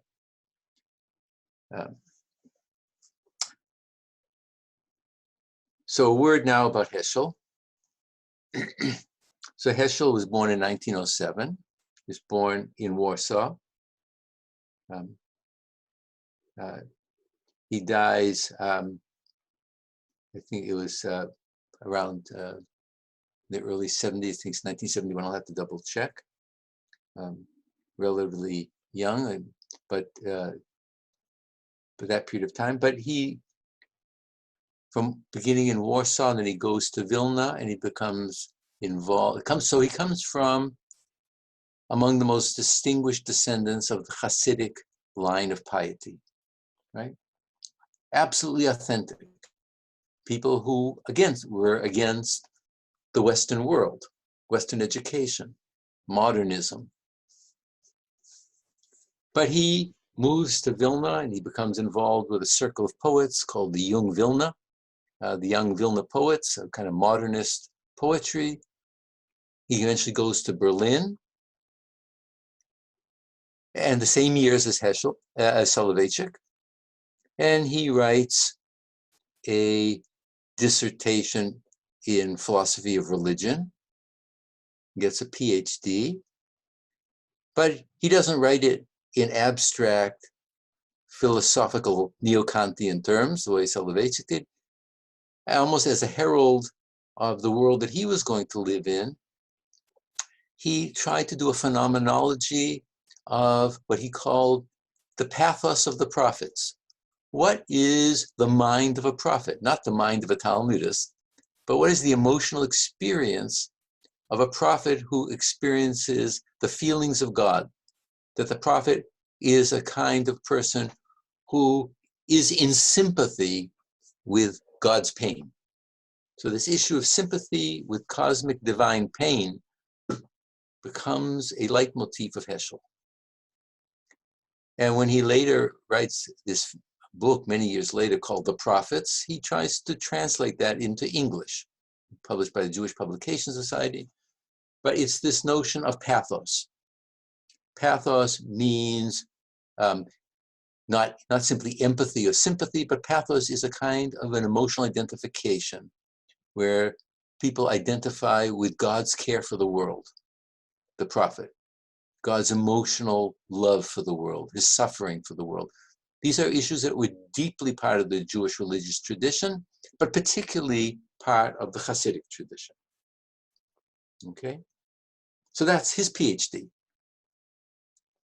And then he, for a period of time, he stayed in Europe, helped Buber in certain kind of cultural education movements in the 1930s. And there was a big rescue movement of German Jews by the Hebrew Union College in Cincinnati, the Reform movement, which had deep German roots, rescued many German Jewish thinkers and philosophers, irrespective of their background, brought them to America with visas. Heschel comes to Cincinnati, which was the headquarters of the Reform movement, and he just didn't fit in. It was like there was nothing that could fit in. And eventually, he was able to accept the invitation to the Jewish Theological Seminary in New York, which had initially tried to issue a visa for him. And he taught ethics and mysticism at the Jewish Theological Seminary, which is the center point of the conservative movement, which in those days was much more traditional. And it had a different form of integrating traditional Jewish life in America. But this was the conservative movement of the 1950s, early 1950s, very different. And as one might expect, he came to loggerheads, or I wouldn't say loggerheads, but let's say great difference of opinion, that the head of the Talmudic department at the Jewish Theological Seminary was Professor Saul Lieberman, one of the great Talmudists in the world at that time, and still, and there was like a clash in that university between Lithuanian Talmudism and Polish Hasidism. Anyway, Heschel produced the books like God in Search of Man, which are, as we'll see, concerned with recovering the emotional experience of religion, not the halachic mind, but recovering the lost religious experience. Right? It's not throwing out the same way as Heschel. Soloveitchik doesn't throw away experience. Heschel doesn't throw away observance, but it's where that emphasis is being placed, because both are trying to recover something in America that was absent. Now, it's very interesting. I said that when Soloveitchik gives one of his opening books of halachic man in 1944, he's giving a kind of eulogy for a certain mentality. It's quite interesting that in the early 40s, after Heschel had been in America for some time, he gave a lecture at YIVO, which was the Yiddish culture center that had been transferred from Poland. And he gave a talk in Yiddish called Der Mizrach Europäische Yid, the Eastern European Jew. And just as I mentioned that for Soloveitchik, it was a eulogy for Lithuanian Talmudism, this is a eulogy for the genocide and annihilation of Eastern European Hasidic Judaism. The Mizrach Europäische Yid was the Jew from Eastern Europe, not Central Europe, which was the Europe of Berlin, right? And according to the tradition that I've heard, is that when he finished doing that, the survivors in New York stood up and they gave a rabbinic Kaddish. Someone stood up and said it's a Rabbanan Kaddish, and they gave a memorial prayer to the 6 million. So you can see where now Heschel appears from the very beginning in terms of pathos, sharing the pain, wanting to communicate that. It's a Rebbe mentality, not a Rav mentality, right? As opposed to Soloveitchik, when the Nostra Aetate declaration was given by Vatican II, Heschel actually went to Rome and spoke to the Pope and pleaded the Jewish case. There was a Cardinal Bia, who was very active in the 1960s, a very great man, and he made acquaintance with Heschel, and he had an audience with the Pope. Heschel had a very difficult time at that time, according to people who were there, who know he, in some way, he couldn't control himself because of the destruction of European Jewry. But it was a very emotional thing. But he felt that there was no choice but to develop conversations with the Catholic Church. At the same time, in the mid-60s, he, through various channels, actually through the Reform movement, he made contact with Martin Luther King. And so he became very well known for his walking arm in arm with Martin Luther King in Selma in the 60s. Right? And he made the famous comment, which only a Hasidic Jew could have made. They asked him, what was it like to walk through the streets in Selma and being spat upon and doing this and being with the Reverend King? And he made the famous statement that my legs were praying. Okay? So that's only a Hasidic Rebbe could talk that way, particularly because there are many Hasidic teachings that one raises up the spiritual content up through one's legs to one's heart. Right? Walking is a spiritual exercise in Hasidism, and so he was making allusion to things that only people who were knowledgeable would know, but it had a great impact.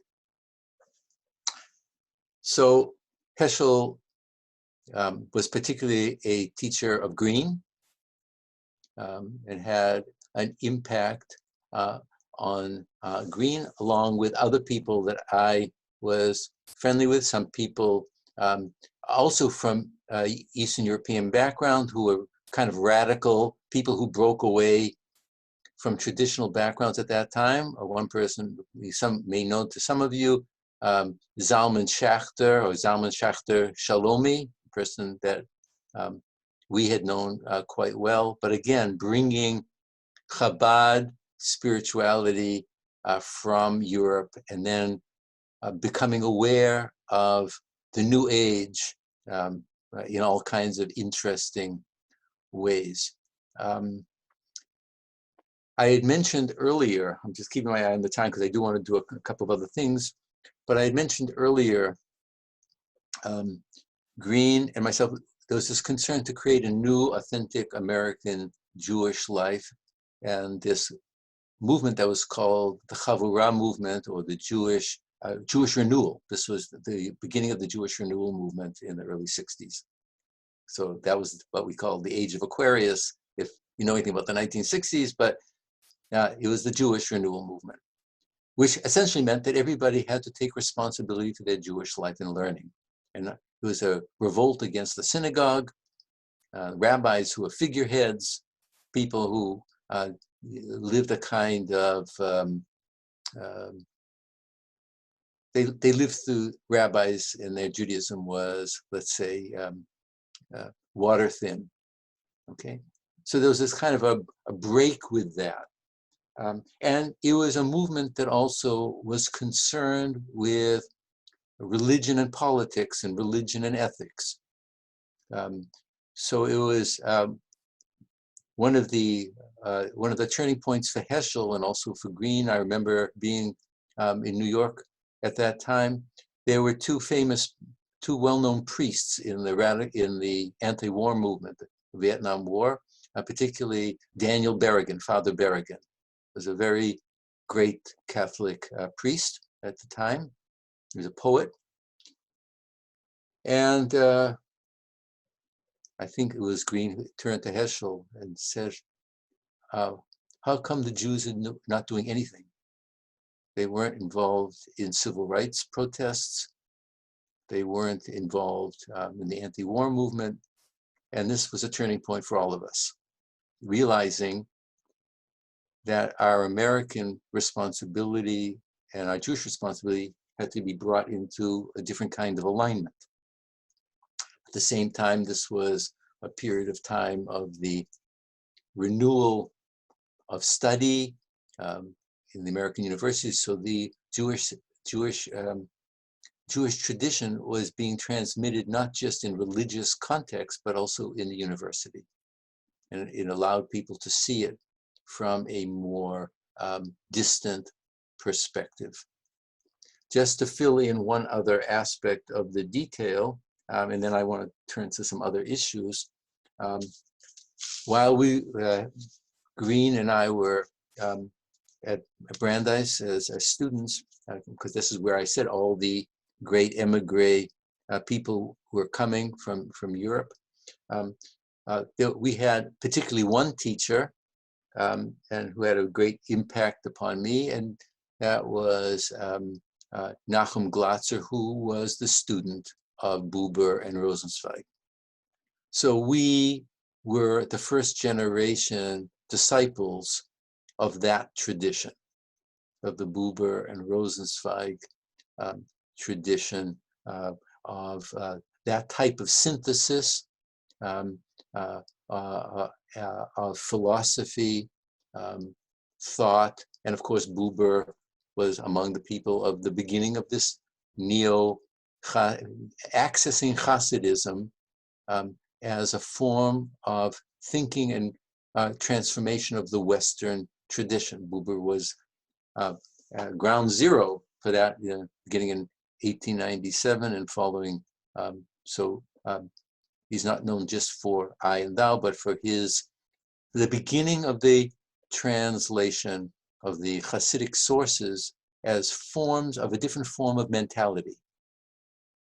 So a lot of this were part of our background and our formation. We've gone in slightly different directions. Green is much more affiliated with the Neo-Chassidic movement. I have my connections, but my connections are also in other areas. But they reflect all these multiple streams that were coming together. We'll be able to talk about this, but for Green and myself, it was to try to create a new theological voice as the first generation heirs of Heschel and Buber and Rosenzweig, but now in an American idiom that, again, tried to retrieve tradition, but now find an authentic Jewish voice. So before I turn to a couple, I think we have about 20, 25 minutes. I just want to spend a couple of minutes if anybody has any questions about what I just was summarizing, probably all too sketchily, but I just wanted to give you a kind of a feel for something of this, because I'm a different generation than you are. But you're looking back at its history was part of my life when I was your age. Naomi, you had your hand up. Did you want to say something? Yeah, I just had a question. Did Heschel ever consider going to Yeshiva University if he came from this more, I guess? No. So the visa came first. Finkelstein at Jewish Theological Seminary reached out, but they couldn't work it out, and then he came to Cincinnati. But people in Cincinnati were not as traditional or observant or educated, and he was just a fish out of water. I don't think he was never offered a position there. Glatzer, for example, did teach Talmud for a couple of years at Yeshiva University. But Yeshiva University was also a very different place. It was a much more in the early 40s, right? It was still a place of surviving Eastern European, Lithuanian rabbis who had survived. It was Soloveitchik in those days was different in the sense that he had a Western education. Most of those who were teaching there were totally Eastern European, Lithuanian rabbis and concerned with that transmission of the tradition. So it was only Soloveitchik transformed that mentality into the opening to Western culture. So Heschel wouldn't even have been, he wouldn't have been, he did do some Talmud in more liberal academies in Germany, but they're not, that kind of liberal was still very traditional in European terms. Anybody else have any kind of questions of detail or information or something that wasn't clear? I think Ellie is there somewhere in Pennsylvania. I see your hand. Ellie, your hand is up. Is your voice there? So Daniel then. I see Daniel. Wait a minute, who's speaking now? Okay, so Ellie, and then we'll have then Daniel. Ellie, you want to talk? I think he's out of. Is it now? Are you in range somewhere? Guess not. Okay, so let's go to Daniel, who had his hand up. Where's Daniel? Yeah, I was just going to ask on the subject of biographies and going back to Heschel and Soloveitchik. Can you just talk a bit about their personal relationship, sort of outside of, or maybe including thought, but more just, you know, they were both in New York City. But they didn't, as far as I know, they didn't have a continuing, or they may have, from what I've been told, there are a lot of different ways that these narratives have been, but there was a particular salon in Berlin run by a person by the name of Huygens, who was a sociologist. And a number of people used to come and have discussions of philosophy at that time, people of the most unlikely combination. One was Soloveitchik, and Heschel came, and Menachem Mendel Schneerson later became the Lubavitcher Rebbe, came without a hat. But there was a different world at that time. And there was another Schneerson who was a psychologist and poet from Russia. Gradually, but as far as I know, in America, Heschel and Soloveitchik didn't have contact. Okay. Anybody else? Anything? All right, Brian. Yeah. Yeah, I just had a quick question regarding Green and Heschel's, I guess, involvement within the civil rights movement and the anti-war movement, or I guess more so kind of what inspired them to go into it. Was it mainly the fact that they were kind of looking externally at other religious figureheads and saying, like, oh, if we want to be influential within the United States, within the American culture, society, do we need to do what other American that wasn't the issue. You have to understand, even in Orthodoxy in the 50s, Judaism was really becoming passé in a dead letter, right?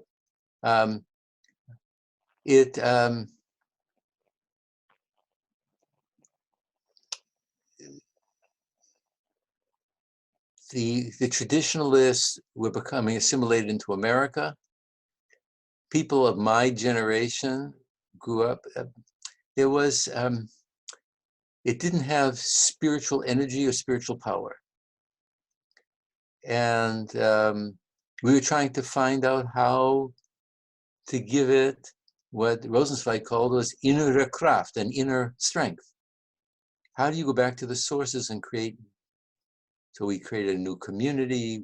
We began new forms of Hasidic study, new kind of prayer groups that we developed in the Chavurah, which hadn't existed before, using traditional forms, things that for many of you who see things a little bit more outre in Judaism, that didn't exist, and now it's become mainstream.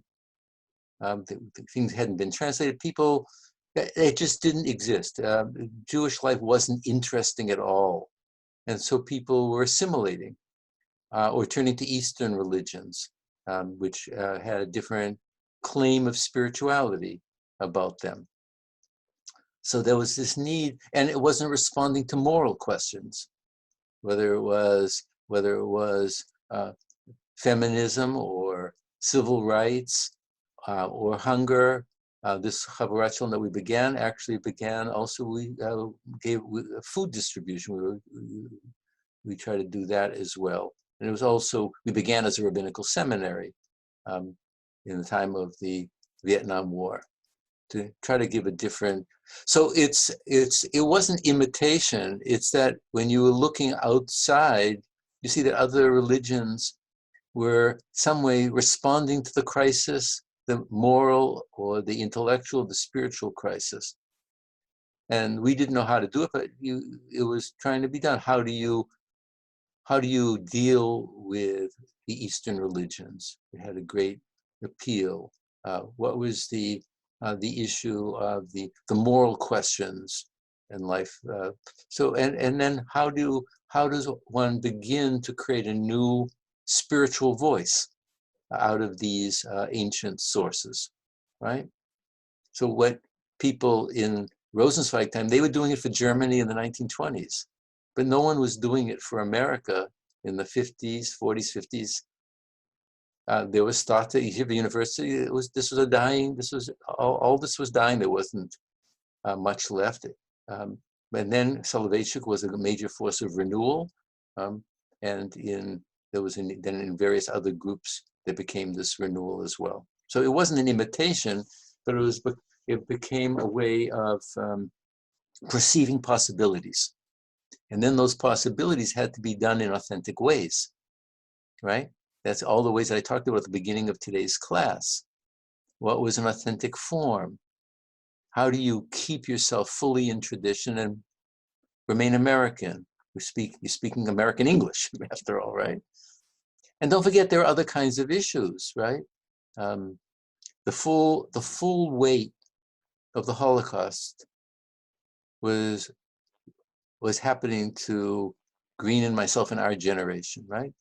Elie Wiesel was beginning to publish things in 64, 65, 66. That was a consciousness that the secret was out.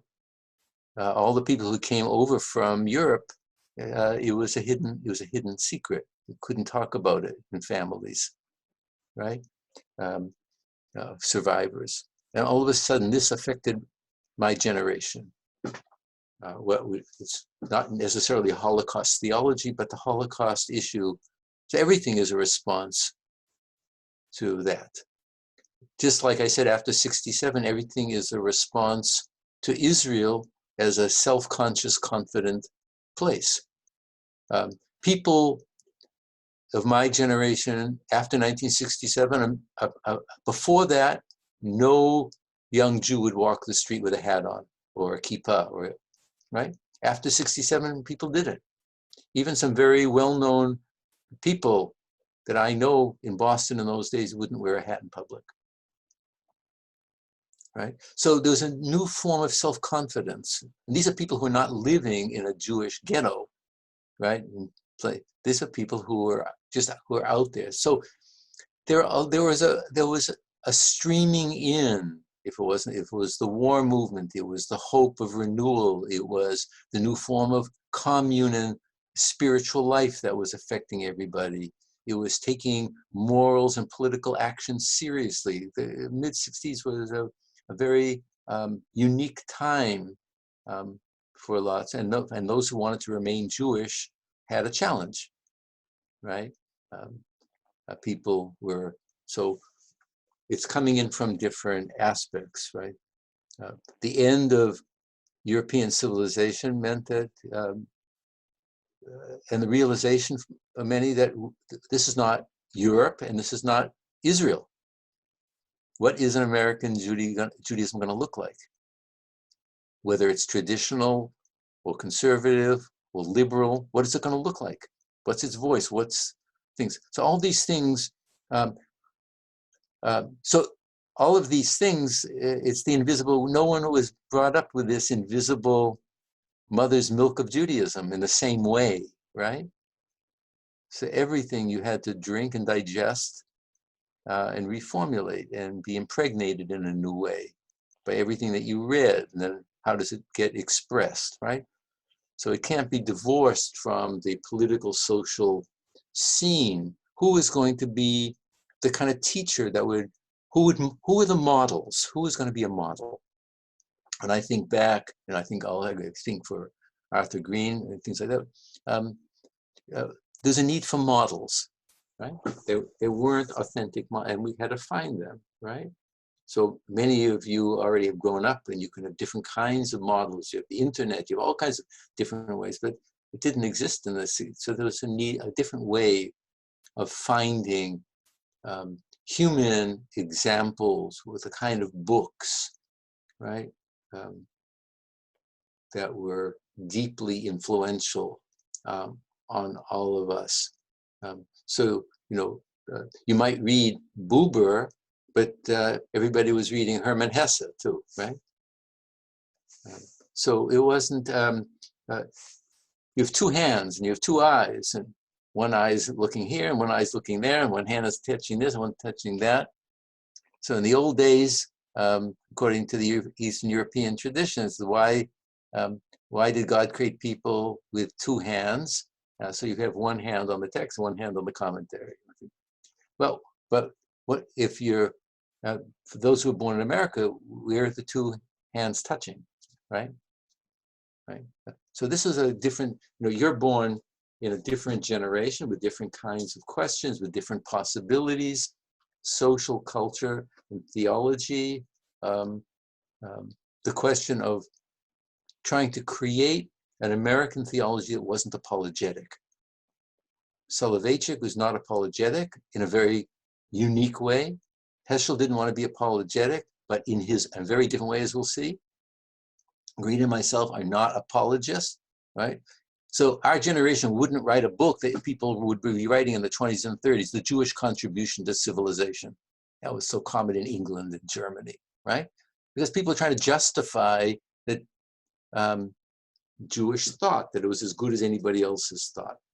The four people that we're going to say are not apologists, but they each has a different notion of what authenticity is, right? And each culture has to find that in a unique way. Anybody else want to? So what I had intended to do, and I think we just really can't, it's going to have to wait till I had wanted to spend a little bit of time looking at something of the introduction, a preface to each of the books. And I wanted to read a little bit with you, but let me just make 2 or 3 sentences of summary of what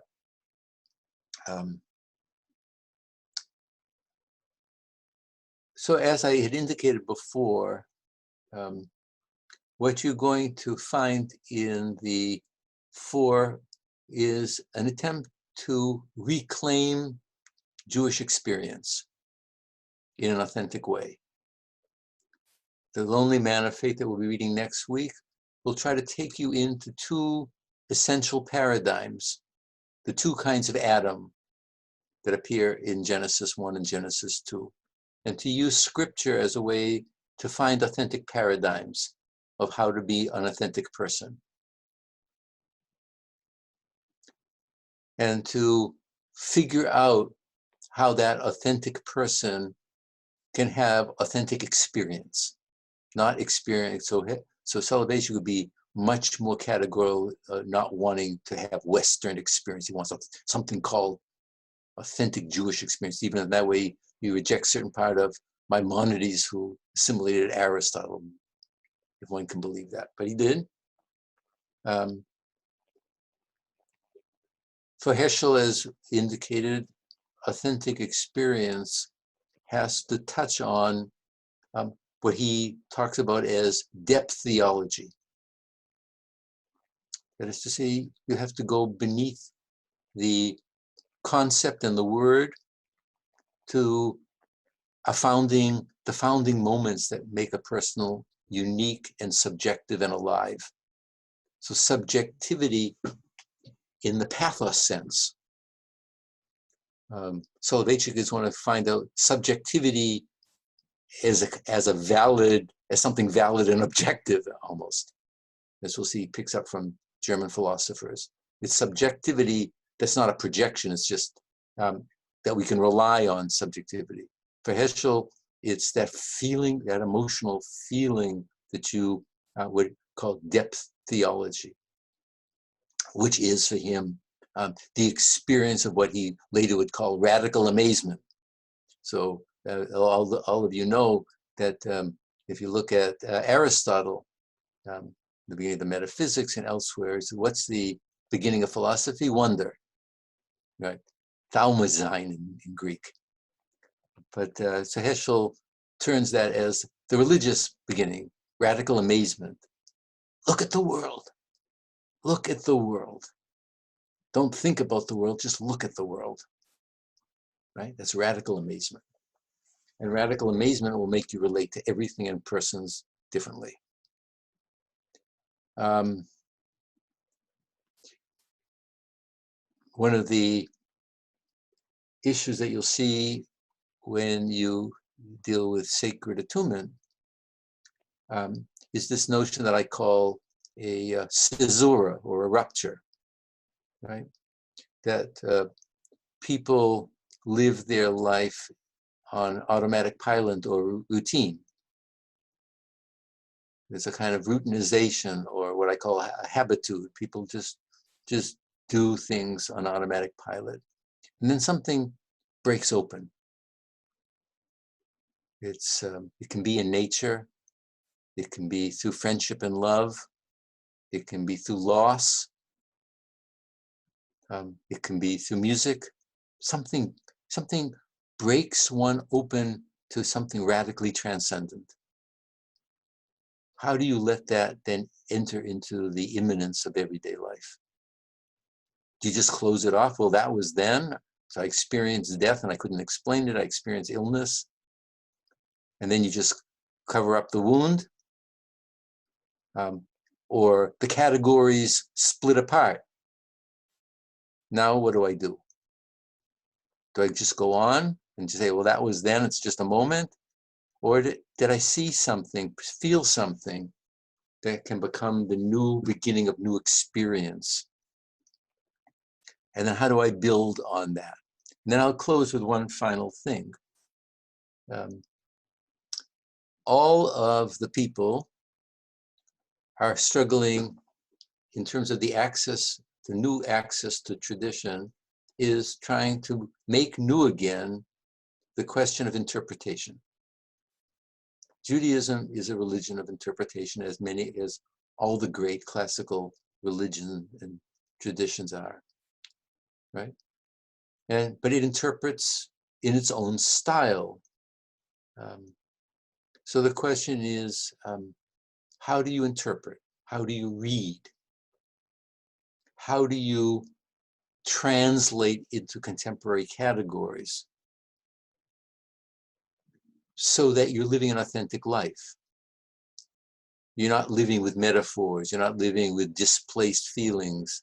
You're not living in a schizophrenic life. That's my religious life. This is my philosophical life. Maybe they dance together. Maybe they don't dance together. But I'm not going to worry about that. So the issue of integrity. Okay. So all the people have a different notion of integrity. What do you take in and what do you keep out? What would be integrity? I think that's a key issue that I want us to be struggling with. You can deal with it on your personal level, but all of the four of the thinkers have struggled with this in very different ways. Okay? What does it mean to be an integrated person? I remember seeing some of my teachers, some early people who were schizophrenic, right? They were Jews on the inside and public on the outside, and they lived in two different universes. So they didn't bring them together. And I remember swearing, I'm not going to live that way. But everybody has to decide, are you going to have an integrated life? And if so, what is it going to be like? And theology is part of that process. So I would leave you with two further thoughts. Writing theology or thinking theology is a spiritual process. You should be engage deeply. And to speak more personally, for me, writing theology, and I'm in a different way, I know for Arthur Green, and I'm for Heschel too, I'm sure. It's a form of witnessing. It's a form of testimony. I wrote about it as a form of prayer, right? But a testimony is you give witness to your place in the world at this moment as best you can, okay? And so if these works are going to have an impact, they should kind of make you try to become more integrated in your thinking, or think about where you're split, or what you have. Like everybody's gonna work on different kinds of issues, and I'm not here to provide those bridges, except to maybe model this. And by the way, I'm teaching it, or my particular life. But I think I had to find models. You have to find models. The models are going to be in the books that you read, and the way that you struggle and deal with them, and to try to create this kind of life of wholeness, in a sense. So theology, at the very least, in Hebrew, it's an edut. It's a kind of testimony. That's all it is. You testify to your being in the world with your values. But being in the world is being in God's world, being in the world of tradition. And how do you do this so you can say, yes, amen. Yes, this is where I stand, right? That's all you can say. So it's just a more elaborated notion of saying amen, right? If you can say that, right? So there, I think, as you'll see, we have to keep the academic focus and tone, but we're human beings, and we have pathos, right? We have all of that. So I hope everybody stays well and safe. Those of you who will be celebrating Passover or Easter, or however you're celebrating anything this week, or your own inner personal life, I hope you have some form of happiness, even if you're alone, and you find that whatever resources that you have that you can draw on.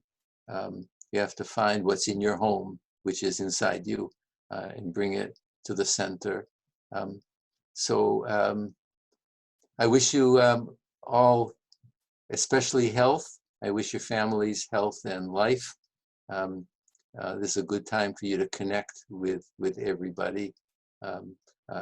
We all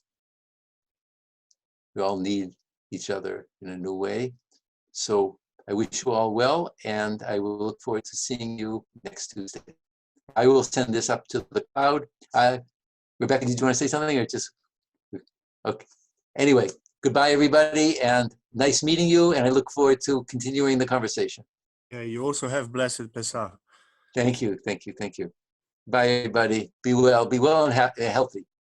Professor? Thank you. Just logistically, when are prompt papers due? Whenever you send them in.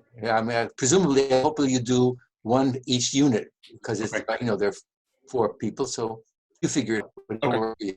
Thank you. All right. Be well. Stay well. Stay well. Stay well. Professor Fishbane. Bye. Yes. Can I ask you? I found the PDF versions of 4 books among the 5. So can I send it to you? It's like a more clear version, not a. If you can send me, I'll send it to everybody else. Great. Okay. Thank you. Thank you. Bye, everybody. I'm stopping the recording. Bye. Okay. Thanks.